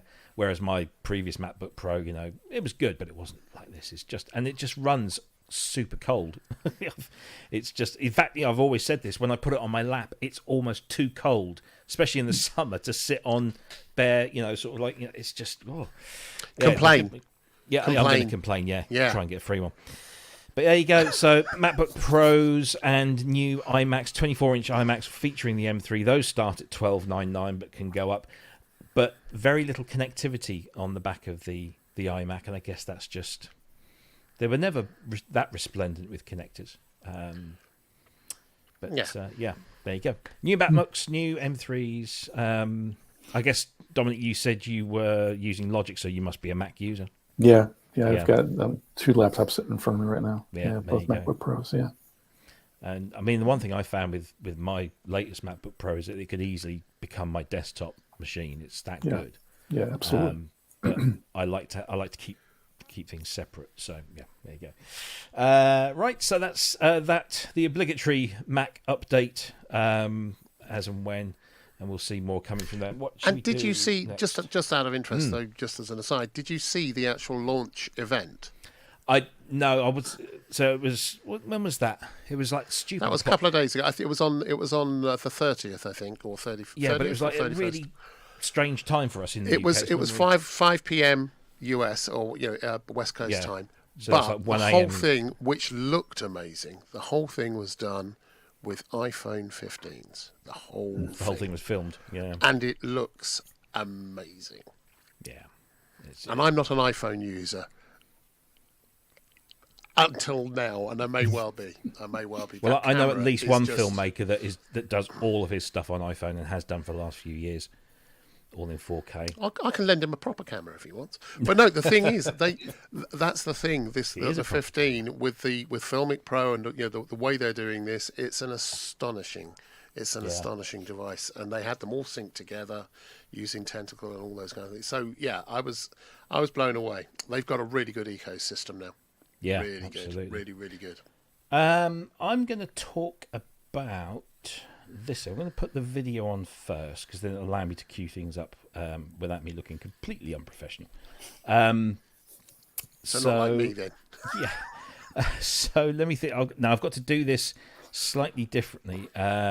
Video file, because the video is a little bit too big to upload into the system. So I'm going to play the beginning of this. So there's a very small company. When I say small, one person. The guy's name is Tracy Collins, and he runs a company called indigenous.com, and he's been doing sample libraries for Contact, and before that Akai S5000, 6000 formats for as long as I can remember, 20 years. He's a dab hand at the old sampling game, but he's got Steve rated him. Steve Howe rated him. Yep. Steve and I worked with him on a couple of things, and I've still got those Akai sample libraries somewhere. But this is the new one from Tracy at Indigenous, and it's called, well, if you're going to pronounce it phonetically, it's Renaissance, but it's kind of a play on the term you'll see in a minute. So let me just see if this is going to work. This will be fun if it doesn't. Add that to the stage. Here we go.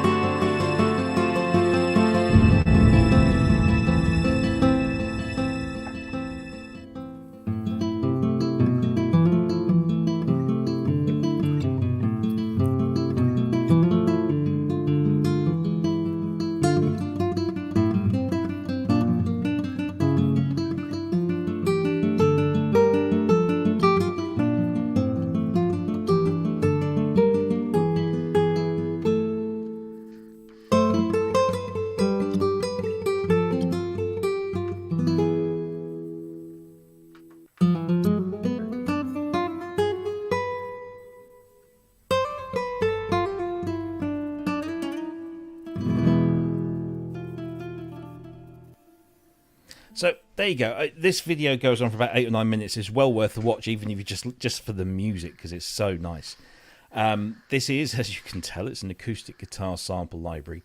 It has multiple sample layers, and it's all fully scripted. That, lovely interface in there.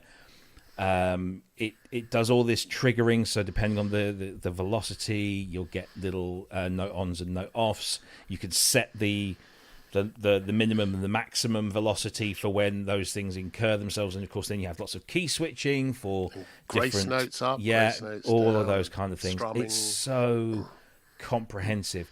The best thing about this, it's $59. Yeah. $59. I mean, I've said this to him countless times. You could charge 3 times that and probably still sell as many, because it's such good quality. Yeah. Let me just bring the website up here. It's and all of his stuff is as good as this, if not better. Sometimes it's he did a whole bunch of instruments like Appalachian guitars, and he goes for things that aren't necessarily commonplace. I'd say. So this here it is, expressive nylon string guitar. It's for Contact, so it is Contact only, and you do need the full version of Contact. It won't work in the Contact player, and he goes to great lengths to stress this, because, as you might expect, people just buy this without reading properly, and then it doesn't work. No, there you go, this is why. But it does require the full version. It has a 12-string simulation in there as well. Articulations, as we said, with hammer-ons, pull-offs, slides, grace note slides, mutes, mordants, harmonics, the picker, which gives you authentic finger picking patterns when you hold a chord, auto harmony, a strum engine that includes flamenco style patterns. Hooray! You can choose from preset chords and patterns, or create your own. Chord recognition that translates your fingered chords into guitar chords. This is immensely important, because, and I think one of the other libraries that I really like with guitars is the acoustic samples, Sunbird, that they did.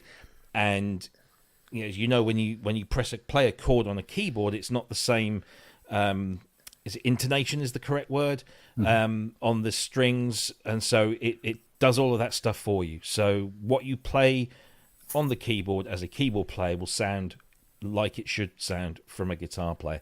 I mean, it really is so comprehensive, and as you could tell from that video, it sounds amazing. Now, I got it this afternoon. It was kind of a little bit late on in my afternoon, so I've had a little go with it. And it's just one of those sample libraries that you just lose yourself in, because it sounds like you really know what you're doing. It sounds like you can play guitar, and I love anything that makes me sound good without putting too much effort in, and this is that. It really is. Kent, did you get a chance to play around with this or have a look at it? Any thoughts on this? Because you do like some authentic sample stuff. You got it? Sort of thing. Yeah. You can't hear it. No. Can't hear it, no. New studio. Yay! Yeah, it doesn't work properly. Well done. But what did you think? It sounds lovely. I mean, It really, does, really nice. It's very, very nice. And I got at least 2 things I want to use it on now. So, but I couldn't believe that when I went to the webpage, it went $59. Wait a minute, is it what, a week? What's it's like, that can't be right. And then did the PayPal thing and everything, and he goes, "Yeah, it's 50 quid." And I'm like, Yeah. "It's 50 quid." Yeah. I paid £1,800 for Synthphobia. You know, it's back in the day. Yes, he sells it too cheaply, if anything. He does, but then that's what he's kind of known for. That if you Brilliant. don't like your acoustic stuff, you know, because I mean he does. So there's banjos, there's fiddles, there's acoustic guitars, there's nylon string guitars, there's electric guitars, there's lap steel guitars that he does, mandolins, ukuleles, Delta blues acoustic slide guitars, Kinnor harps, mountain dulcimers, all sorts of that kind of stuff. But if you are a synth head, and most of us here are, check out Solid State Symphony. It is mind-blowingly good. Oh, I got that. It's like an orchestra, but all synthesizers. But he's mapped it and done everything, so it's like a proper orchestra. It's just stunning. So and guess what? It's $59. Yeah. So this sample library, since when I first got involved with Akai's, you know, with 900s and whatever else, and before that, even with the Emu 1, I've sampled guitars and I've created things because guess what? Look at these hands. These are not guitarists' hands. They're just not. And I've tried, you know, I can play it. I can sort of play guitar and Not even hands, chug, hands, but I can't play. I can't play it like I want it to sound. No. And so I've constantly been on a mission to try and get the best guitar sample libraries I can, specifically for nylon and or steel string acoustics. And I managed at one point to sample Dave Gilmour's Martin in Astoria, and I used that for a long time on a S1000 or whatever it was. And then when worked for Emu, we had some great, really good sample libraries at one of the first. Using SoundForge to do the gliss up, that kind of stuff, and something slightly different on the Emu things. So, and I've always migrated or sort of moved towards acoustic guitar things because that's something I wish I could play better. And on a keyboard, I can, right? And I've even got that kind of thing here. This is the first one I've heard, sample library I've heard, where I'm just yearning to get it. So it just sounds, it feels organic. And the thing about a good sample library, when you're playing it, you want to feel the string almost. You want to feel, you want to feel like it is that thing. And you want to play it like the guitar. And this sounds amazing. Yeah. It does. And $59. It's not hard, is it? Seriously, you'll get into that website and you'll start looking around. You'll buy this, you'll stick this in your basket, and then you'll find something else and think, "I'll stick that in my basket as well." And you'll probably you might come away spending $200 or $300 because this stuff is that good. But then when you Dominic's weigh that going to buy it for me. He said. He told me. Dominic said, "I'll buy you all the sample libraries you want." When you consider how much you would spend on, say, a single library of equal quality, and you're going to get a whole bunch more It's just such a good thing. So a Tracy, good thing. well done, mate. You've excelled yourself yet again. I told him I was going to give him a shout out on the show. I hope he's watching somewhere. I hope he watches on catch up. Your work is hugely underrated. I'm not saying it's not well known, because I'm sure there's a lot of people out there that probably going, "Damn you! He was my secret source. He was the one that everybody's going to be using him now." But I hope that is the case, because he deserves. He's done some amazing work, and he's been there doing contact stuff literally from day one. Yeah. So and let's support these small, these small enterprises that do this groundbreaking, wonderful stuff. Yeah. And he has clearly. Yeah, so let's get behind it. $59. Don't even think about it. Just go and spend your money. I mean, you do have to bribe the guards at the gate, though, don't you? You have to get contact full. Yeah. You're going to have to do it. Sorry, if you want to get out. That is, but that's the gate you've got to go through. I held back from getting contact for a very long time, and every year they do a deal where you think, oh, maybe this is the one. And I eventually caved, because I can't write about things that I don't know, I can't use. So it was a case, and Native Instruments weren't giving me an NFR. They consider themselves way above that kind of thing. So I had to go and buy it, but I bought it. I got it for about just over £100, which is not bad. And I thought it was a reasonable investment. I hate using it, but it's great for when I want to, mess around with stuff like this. So. Dominic, do you use any of these kinds of things? I mean, I know you're not really doing much of this, but if you still got Logic and I do. And when I heard this particular sample library, my first thought was, oh my God, this might yank me back into wanting to make music a lot more, because it was one of those. The sound of it is just mind-bogglingly beautiful. Yeah. It is, isn't it? Yeah. There's a quote for the package. Yeah. I mean, it doesn't do packaging, but there's a quote for the website. It made me want to start making music again. Yeah. That's pretty cool. I mean, Dominic, you must... I mean, obviously, you were around at the dawn of sampling, reporting on this. Yeah. Did you ever think, when you were reporting on Fairlights and early emulators and then, the archives, that this is where we'd find ourselves with sampling, doing this level of detail? Back in the day, we used to talk about democratization of music and just creative technologies. And we really are living in the future now. And it's gone beyond where just hearing this library and the clarinet library that just came out just made me go, this is just incredible that we're here. And no, I didn't see it getting to this point. Yeah. It's like looking at the M3 demos and seeing, real-time ray tracing for 3D video or 3D graphics. Is just like, are you kidding? What? Absolutely. Yeah.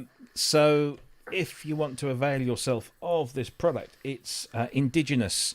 Note the spelling there. Indigenous.com, and you can buy this for $59. It's a 1.4 gigabyte download, and tell Tracy that we sent you. Because I'm sure he'll appreciate the love. So, as Dominic very cleverly mentioned, I'm sure he did it on purpose. There is another amazing sample library that came out this week, and we've been waiting a little while for this one. Again, I'm going to, let's see. Yeah, I think what I'll do is, again, they didn't. I need to speak to these companies, because a lot of companies do like 1-2 minute trailer videos. It's brilliant for us because we can just throw those up and it's nice and easy. But when your only video is 8 to 12 minutes long, and it's a brilliant video, tells you everything you need to know, but it doesn't kind of work for our purposes. But let's see if we can do this. And is it going to do it for me? Have I done the right one? No, I've done the wrong one. I'm so sorry here. Let's bring this. See, the Pro and Pro Synth Network doth not justify Pro. Here we go. What can I say? So let's see if this will work now.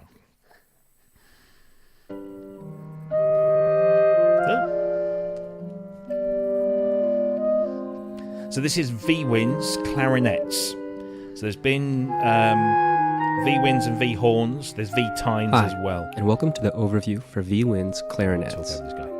Following the V-Winds Double Reeds release earlier this year, we're very excited to show you the latest addition to our acclaimed V-Series. Just like the rest of the V-Series instruments, V-Winds clarinets are based on our harmonic alignment technology, which we call HAT, a hybrid of sampling and modeling that allows us to accurately reproduce and control the full dynamics of the instruments in real time, from the softest whispers all the way through to the most powerful fortissimos. V-Winds clarinets contains 8 individually recorded instruments, 2 B-flats, 2 basses, 1 E-flat, 1 A basset horn, and a contrabass. We recorded 2 B-flats and 2 basses to offer some variety in sound between the most commonly used clarinets. Before we start explaining how it works, we first wanted to show you how realistic it sounds when played live, without any editing or programming. Here's our friend Simon playing an excerpt from a Beethoven quartet on 4 of these instruments.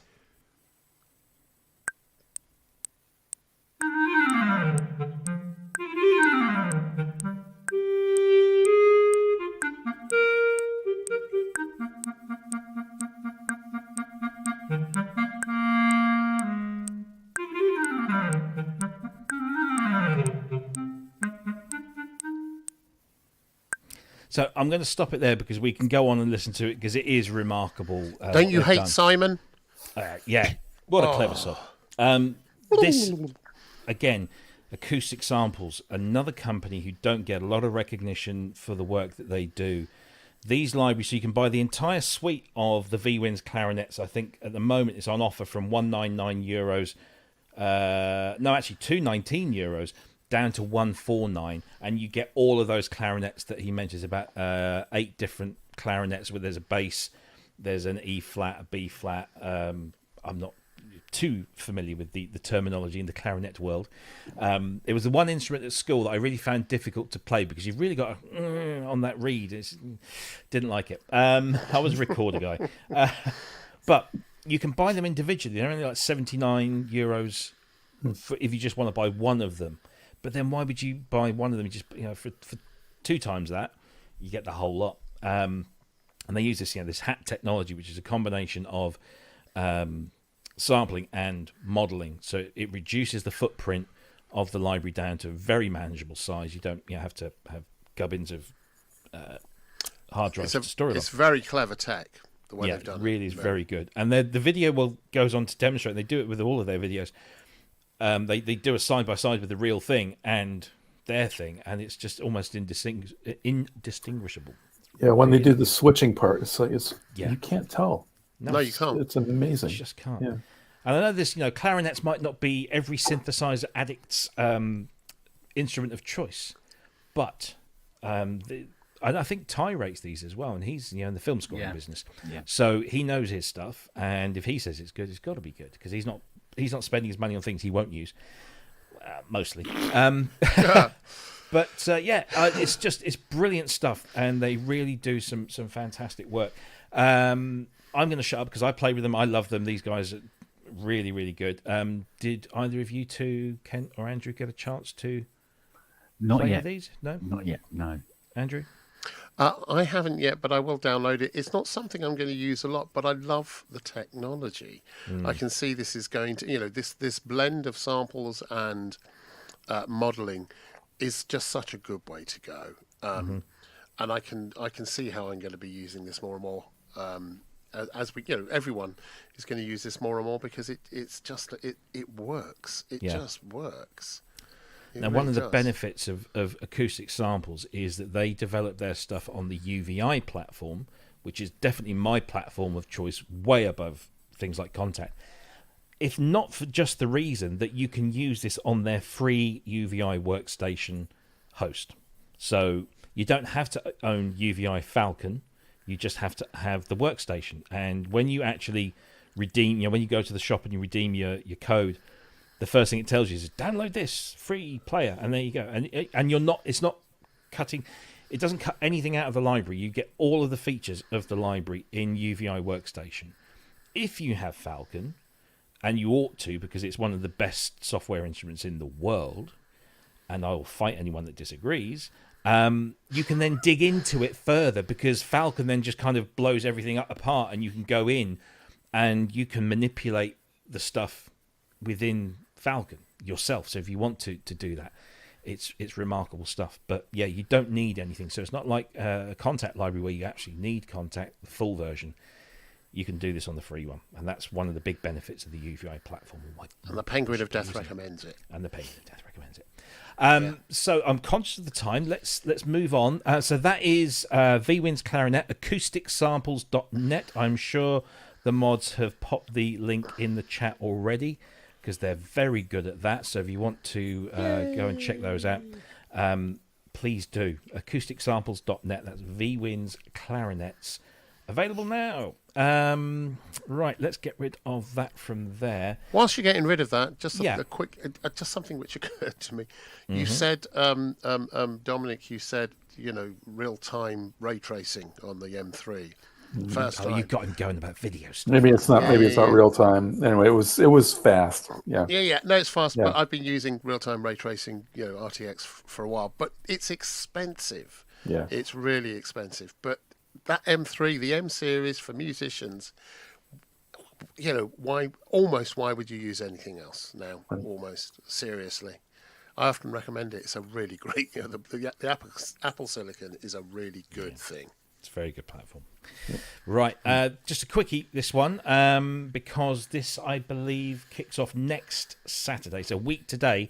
This is the November Vemia auction. It's world renowned now. The wonderful, remarkable Peter Forrest runs this a few times a year, and it's kind of a good old fashioned auction where you just basically put your highest price in, and if somebody outbids you, it's not like eBay, but it is kind of like an old fashioned eBay, I guess.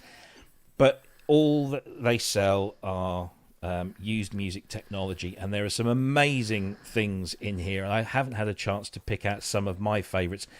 My friend James Thompson is selling two, not one, but two Fairlight CMIs, a Series 1 and a Series 2, both in pretty decent working order.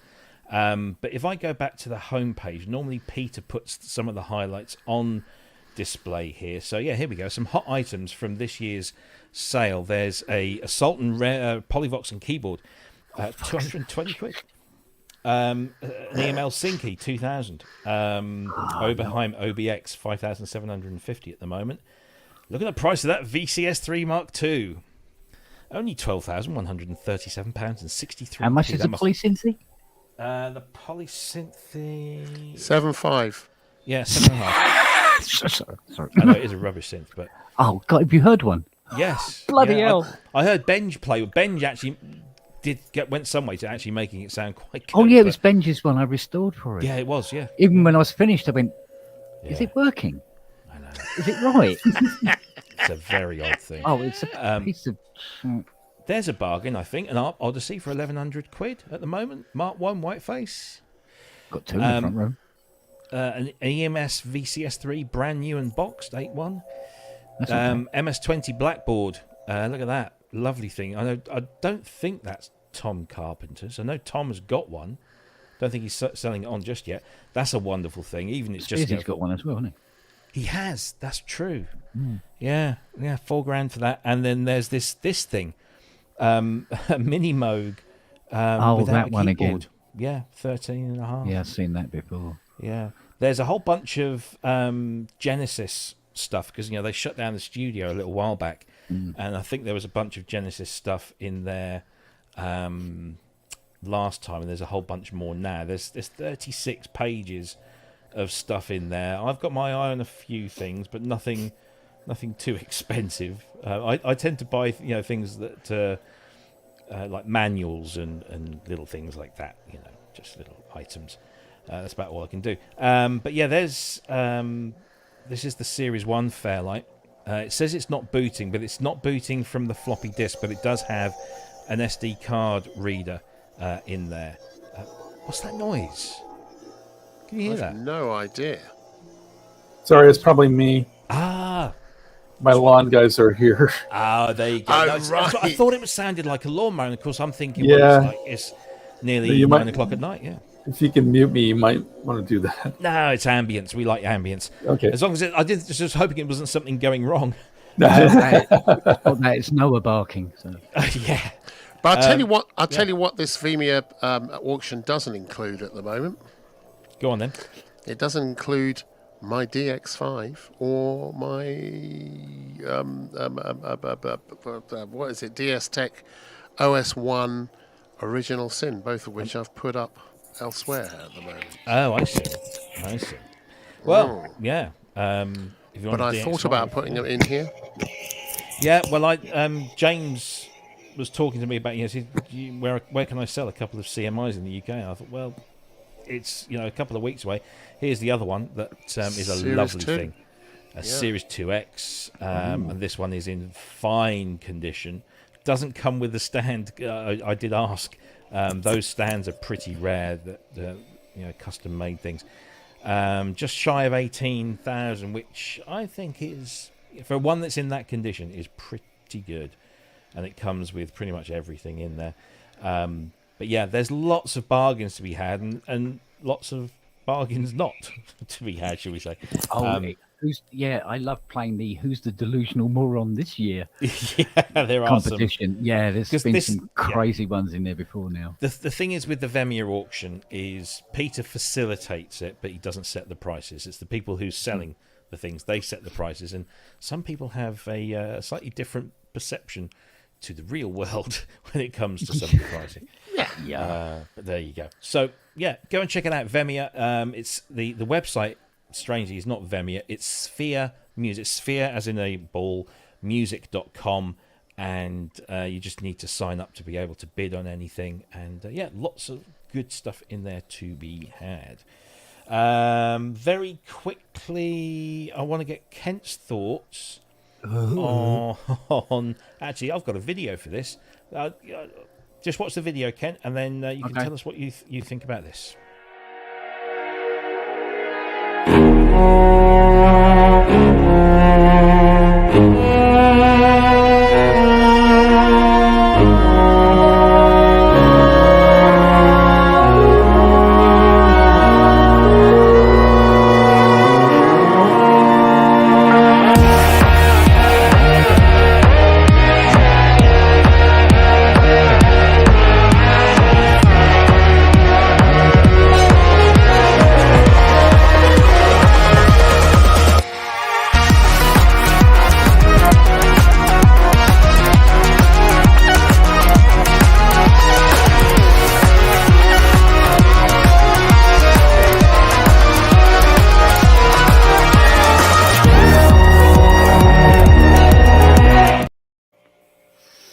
It just goes on. It's very loud, but it's a Roli Seaboard. Another one. Another Seaboard Block M. $299. $299. Yeah, for this. And you get what do you get with this? You get the unit. You get Roli Studio free. You get some vouchers and stuff. That's about it, really. But look, I don't know. I've never got into the whole Roli thing. Kent, you are our Roli man. You own like all of the Rolis in the world. Four now. Four of these things. I mean, you've now got probably what I would say is probably the best expressive multi-dimensional keyboard out there, which is the Osmos. Are you in any way tempted by this? Well, I was going to buy a second block for the block I have. And then when this came, they announced it because they started emailing me quite a while back now. They go, "Oh, it's coming out again," and I thought, "Oh, cool." Then when it actually hit, and I looked at a photograph of it, and I go, "Oh, they changed the keyboard. They got very, very flat tops on them now, so it's not going to be like the one I've got, which were more rounded. So the keyboard shape changes as you if I bought the second one to plug onto it.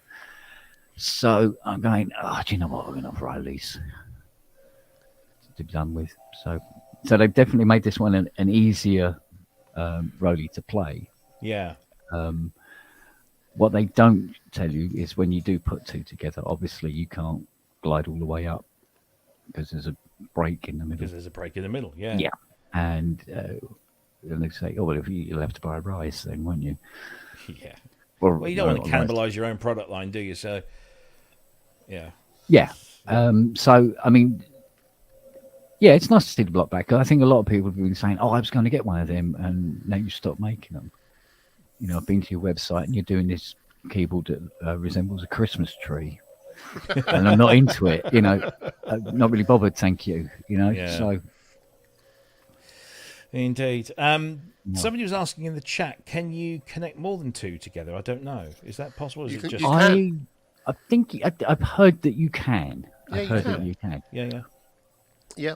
How many, though? I've seen 3 or 4 connected together, and it's Okay. just 4 gives you the full 88. Yeah. Well, in fact, it gives you 96, doesn't it? Yeah, Well, yes, yeah. as long as you've got a desk big enough. Yeah.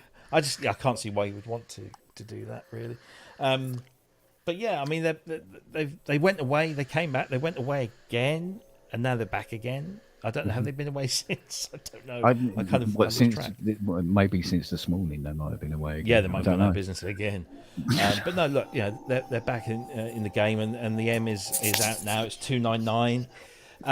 Dominic, again, with your long experience in the industry, and for so many years we just had regular keyboards, and now we've got things like the Seaboards, we've got the Osmoses of this world. Again, was that something that was ever kind of considered?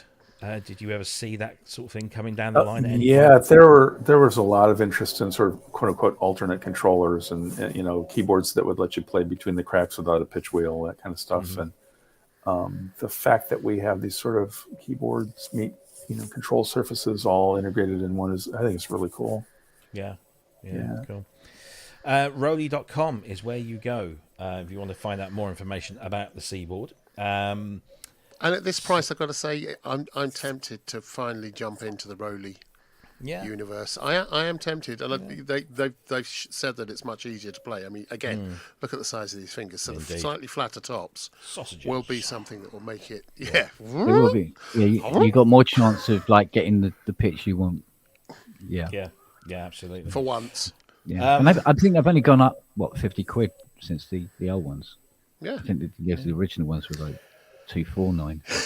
So we've got a couple of things that I just want to squeeze in very, very quickly because we're almost out of time. I've heard that before. I was going to mention. I was going to mention the new Largo 2 from Waldorf, which is an update of the Largo, as the name suggests. To be honest, I listened to some demos. I was just going, but why? It didn't seem to blow me out of the water at all.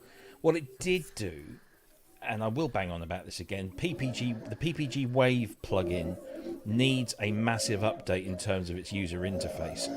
And yet they seem to be like leaving that till last, or maybe they're not even going to bother doing it at all. But every time I see them kind of revisit one of their old plugins, I think, oh, maybe it's coming down the line. Are they going in alphabetical order? I don't know. But yeah, Largo 2. I'm not going to delve into that one because I've got control here and I'm not that interested in it. But what I will very quickly mention as well, because it's a freebie and we all like freebies, is Arturia have released Analog Lab Play. So Analog Lab is something you get with V Collection. Now that's called Analog Lab Pro. You've now got the Play version, which comes with 100 selected presets. So obviously not a massive amount, but you get this lovely new interface. And if you have, I guess if you have an Arturia controller, you've probably got some form of it already. But they instantly map to all the controls on the system instantly map to this, and there's bi-directional communication for patch names and all that kind of stuff. But it's free. It's completely free of charge. I was fully expecting a V Collection 10 very soon. I haven't heard anything yet.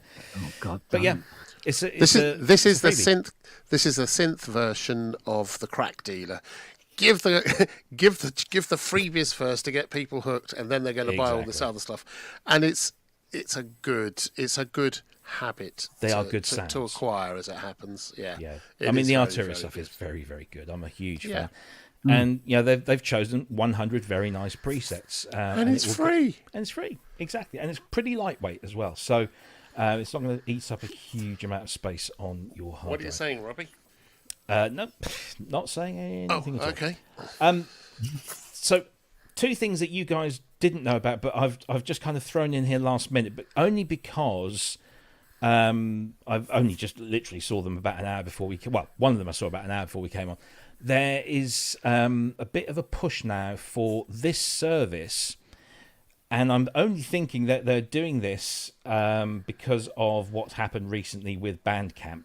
But there's a new service that's hawking its wares around, and I don't know. And I did see it mentioned in the chat earlier, and that's Artcore. So they essentially are offering a very similar service to Bandcamp, and you can potentially keep up to 93% of your sales when you sell on Artcore. Cool. But they have a I mean, if people are, I was in two minds about talking about this because I don't want people to jump ship from Bandcamp, because I still think Bandcamp is by far and away the best service for any musician, whether you are Peter Gabriel, who exists on Bandcamp, or whether you're just me, who has one track on Bandcamp. It covers everyone. It deals with everyone on a level playing field. But it's an And I don't alternative, and that's having another alternative. player in the market doing something like this for Hopefully artists is freaking brilliant. So I that really love it. It's either A, a safety net, or B, it's competition that might motivate Song Trader to do something decent with Bandcamp. Yeah, which is good. So just thought I'd throw that one out there. If you are interested at all, artcore.com is the page. And the final thing I just want to quickly, because it is the topic du jour, or certainly of the last couple of days, and I don't want to spend huge amounts of time on this because we are literally now running over time, but I can't ignore it. And again, I've seen Babs mention it in the chat and a few other people. There's a brand new Beatles song, and it's using technology. And lots of people are like, "Oh, they've AI'd this and they've done that." And if you actually read about it, they've used the technology in a very clever way to facilitate what is, they're now saying, the very last Beatles collaboration that we're ever going to hear. And it's a track called Now and Then. It was taken from a cassette that Yoko gave to Paul in the 90s. They worked on these three. There was one track on there that they couldn't work on because I think it was on the Milk and Honey album, which came out a few years after John died. So they couldn't do that. But there was Real Love, there was Free as a Bird, and then Now and Then. But they dropped Now and Then because George wasn't 100% keen on it. And they've always had this kind of unwritten rule in the band that if one member doesn't like it, they just don't do it. And the other thing was they couldn't really isolate John's voice from the piano, and it was a pretty bad, there's mains hum and all this kind of stuff. Peter Jackson, of course, when he worked on Get Back, his company developed this technology which allows you to go in, isolate, and make good again the voice and make it sound nice and clear. And they've done this with this track. I listened to it on, when was it, Tuesday or Wednesday, when the track came out. I watched the video today. The video came out at 1:00 this afternoon. Peter Jackson directed, promo video. And it's, as I think I put on Facebook, it's funny, it's emotional, and it's very Beatley because it's it's silly in places and fun. And it did kind of make me think. Thoughts on, have you heard it? What do you think about the track? What do you think about the use of technology? Very quickly, sort of round the room. Dominic, let's go to you first. What do you think? I haven't heard it yet. Okay. I saved the link. I haven't had a chance to get in a room where I could play it and not have my wife yell at me for playing music when I shouldn't be. AI is an interesting thing. A lot of people are terrified by it. And the company I work for, we're actually deploying AI in our applications. And I'm currently one of the people training our AI. And I think it's a really powerful tool that could end up being destructive in some ways, and in other ways really, really useful. Yeah. And I think that, if they were able to isolate vocals and from piano and stuff with AI, that's a great application. Yeah. Absolutely. Yeah. Mr. Spong, you next. And have you heard it? Did you like it? No. Do you want to hear it? No. Yeah, I'm intrigued. Yeah, I'm intrigued, but I haven't heard it. No. I'm surprised. It's everywhere. I only heard about it today. All right. Seriously, I live in a box. You Clearly. do. Yeah. Cardboard box. Am I living in a box? Okay. Oh, so we'll get a copyright strike there. Yeah. Yeah. Yeah. Oh, Michelle's saying good night. So let's all say good night to Michelle. Good night, Michelle. Good night, Michelle. Let's Good night, put it on the Michelle. screen. You still There we pronounce go. your name wrong. Yeah, there. No. Andrew. Controversial time. I yeah. have heard it. I've watched the whole Peter Jackson, thing on the Beatles, which I adored, and I think it was a really, really good. Everyone should watch that. Every single person. Get back. Yes, brilliant. Yeah. This mix, they took the piano out and separated his voice, and then they put a piano straight back in. This isn't a Beatles track. This isn't a Beatles mix. It sounds cluttered, boring. There's no arrangement on it. And it could be. It just needs a really decent mix. This isn't a Beatles mix, and it's actually not a bad song, and it is quite tender and lovely. I wish someone else had mixed it because it sounds pretty bloody boring and awful. It's a good song, and it's not but it's not a Beatles mix. It's just not by a million years, not by a million miles. Don't like it. No, fair enough. Well, I don't like the mix. I love the track. Don't like the mix. Yeah. A lot of people said it was a bit muddy, but sorry. Say what you mean. Yeah, absolutely. Don't There's hold no back. arrangement. No. There's no arrangement on it. There's it just No starts idea. and it's the same level all the way through. I guess when you're working with something that you can't add, you can't ask John. Oh, John, can you sing it a little bit differently here? Or without you could go into it. His AI voice in a has very been deep way. separated. His voice has been separated. So that's not the issue. The issue is the mix has got everything in all the time. And it just doesn't work. It's not what the Beatles ever did. None of their tracks just start and they don't do that. It's a very modern sensibility. It's too crowded. You can't hear stuff from this. But here we are, 60 years down the line. Obviously things have changed, and it's like watching the Star Wars prequels. Okay, we watched the Star Wars prequels as adults, but we watched the original trilogy as kids. And our perceptions and the world around us has changed massively in the 20 years or so intervening between those films. This is just a poor mix. Yeah, no, I'm not trying to defend it. I'm just trying to sort of explain why things might sound. I'm seeing people online saying that it's amazing and it sounds brilliant and it's brought them to tears and they love the song and equally I've heard many opinions like yours where it's the complete opposite side. And that's just the way it is, and it doesn't. I'm going to matter. try and find that. I'm going to try and find the original John Lennon version of this. I will remove the music and just have his voice. And I'm fairly certain I can make this sound like a Beatles track. I really am. Oh, go for it. Yeah. Well, these are not the hemorrhoids you're looking for. I love the Beatles. I love the Beatles. So this was disappointing. Okay, fair enough. No, that's good. Okay, so there you go. Kind of a 50-50. Well, actually, no, 75-25 thing, really. Because the other two haven't listened to it, so they can't comment. So I'm just going to assume that they like it. The Penguin of Death hates it. Yeah, no. So if you want to listen to it, it's on YouTube. It's on all the streaming services. The video's on YouTube as well. The video is fun. I mean, it's done very tongue in cheek, and apparently a lot of the footage in the video is found footage that has not been seen before of the Beatles messing around. And the way they've used John's character in the video, you'll see it.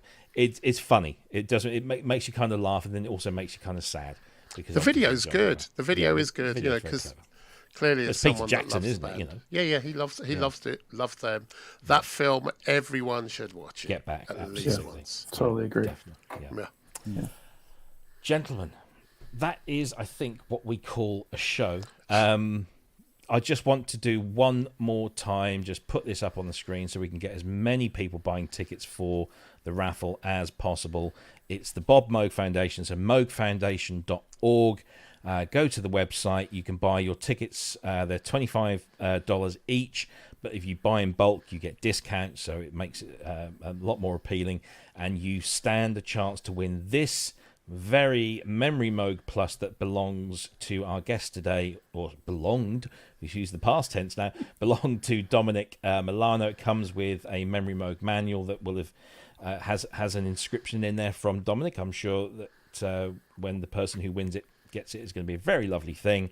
But you can only win this if you buy a ticket. So go to the moogfoundation.org website, buy your tickets now, and you need to get your tickets bought by Monday, November the 6th at 1 minute to midnight Eastern time. That's Eastern US time, by which that time UK and America will have aligned again back to their normal time differences. So I think that makes it about 1 minute to 5 a.m. in the UK, and you guys can work out the other time zones. And by the way, Dominic, that's an extraordinarily generous thing you've done, and I applaud you for doing this. Sometimes you just need to pass stuff on, don't you? Yeah. And give it a life. These things are designed to be played and worked with. So I absolutely applaud you for doing this. I think it's a magnificent gesture. Thank you. Thank you. Absolutely, yeah. Couldn't agree more, and what a great way to finish the show. So there it is. Take a look at it, breathe it in, and good luck. If you've bought a ticket, good luck. I would absolutely love to win this. Can I just if I win it, I'm going to give it to Dominic if I win it. No, don't. No. It needs a good home. It needs a home where somebody's going to use it. Yeah. Can I just put out a quick one here? Yeah, sure. I beg your pardon. Steve Smith in the chat. Yes. Yeah. Our friend in Melbourne. Indeed. G'day. All right. The delicious man that he is sent me 3.5 kilos of Tim Tams that arrived this morning. I thank you, sir. You are a god among men. He is. Including the mint ones and the triple choc ones. So I'm going to be Tim Tam slamming tonight in your honour, sir. Tim Tam Slab. And that's why I'm eating Smarties. I sent him some Smarties. Oh, good man. So it's Tim Tam Smarties. There you go. Do you have any sugary treats there, Dominic? Not really. I've still got a poor bowl. Man. I've still I got have a bowl. Life cereal. Oh wow! I've still got half a bowl of trick or treat candy. Charlie bears for my dogs. Oh wow! Yeah. You've got trick or treat candy, Rob. Yeah. No, not here. That I ate the last of it last night. Yeah, I'm sort of every time I go into the kitchen, I'm like, oh, I'll just have one of those. Yeah. It's funny because like I lived in a village, a very small village, up until April of this year, and trick or treat, we were just like constantly. Might as well just left the door open. I now live in a town in a big like housing estate, and there's not many. There's probably about 10 or 12 knocks on the door. We put electric fences up. we got one. You got one. Bear traps. Well, they've heard about you. Yeah. They've Yeah. heard about the strange man at number 3. Yeah. Yeah. Anyway, Dominic Milano, thank you so much for coming on the show. It's been a real pleasure. Your stories were enlightening and educational and funny, and we loved every second of it. Thanks for having me. No, pleasure is all ours. Thank you, of course, to Very Michelle much. for setting all of this up, because she's wonderful. Yay. And we love her, and we just hope. And we want to come to the wedding. Yeah. The I know everyone's invited. Everyone's invited. Yeah, absolutely. Okay. Thank you again, Dominic. A real pleasure and an honour to meet you. Thank you for all you've done for music technology journalism. That's from a personal level, because I'm a big fan and it's kind of what I do. So thank you for that. To Andrew and to Kent, thank you for your company as always. If anybody's wondering where Ben is, Ben was due to be on the show. Ben is wondering where he is. Yeah, but Ben's wondering because Ben forgot he got a gig tonight. And so he got all prepared and then had to go and do that. So I hope Ben's having a great gig. Hopefully we'll see him on the show again soon. We don't, I think, currently have a guest for next week. So it'll just be the usual crowd as normal. But we will be back same time, same place next week. If you haven't already, please do click the like and the subscribe button there for us. Also, very quick thank you to Steve. He's been trying to convince his wife to buy an M8X. You can come round and use mine when I get it. There you go. Seriously. If we didn't get to your questions, I do apologise. Hopefully, if we didn't get them to you directly, then we answered them in a roundabout way somehow. Although Ben from Musings did want to, and I feel obliged to do this one. Oh, very good. It does. What was your first synthesizer, Dominic, and your favourite synthesizer? Go. Oh, good questions. The first synthesizer I ever played was a Mini Korg. It was owned by the bass player in my band. Yeah. The first synthesizer I ever bought is a Moog. It's right there. Oh, Right at the top. You can see it. Starting at the top. That's it. Start at the top. My favorite synth is probably a Prophet 5, which Good you can choice see it. again. You can There's see it one there. behind me over there. Is that an original or a? It's Rev 1, serial number 4, and it's in perfect condition. Hasn't burst And into it's- flames, blown up, nothing. No, it's actually been upgraded to having the Rev 2 tuning scheme. It's got a whole bunch of mods in it that I love. It's got octave switches for the oscillators, like a mini Moog. Wow. It's got a boosted output stage, so you can make it sort of distort a little bit. It makes it sound huge. The LFO goes up into the audio range, and there's a negative going sawtooth wave in the LFO. Yeah, Wow. Nice. I heard you mention this briefly. You did write the manual for the I PPG. did. Yes, I did. Yeah. There you go, David. Sorry, you got the question in just in time. Yep. But luckily, I'm a PPG fan, so I was going to put that one in there. Yeah. Yeah, at some point I'll have to tell you guys the story of writing that manual. It was really entertaining. Well, you must come on again. Come on again, yeah. Yeah, Yeah, we'd love love to to. hear Yeah. more stories. Fantastic stuff. Gentlemen, or one and all, thank you for your company this evening. And to our viewers, whether you're watching us live right now or whether you're watching us on catch up, we love you all. Thank you. You're the reason we do all this. We hope you enjoyed the show. Make sure you hit the subscribe button to make sure that you don't miss any of our subsequent shows. And we will see you all same time, same place next week. Take care, everyone, and goodbye. Bye. What?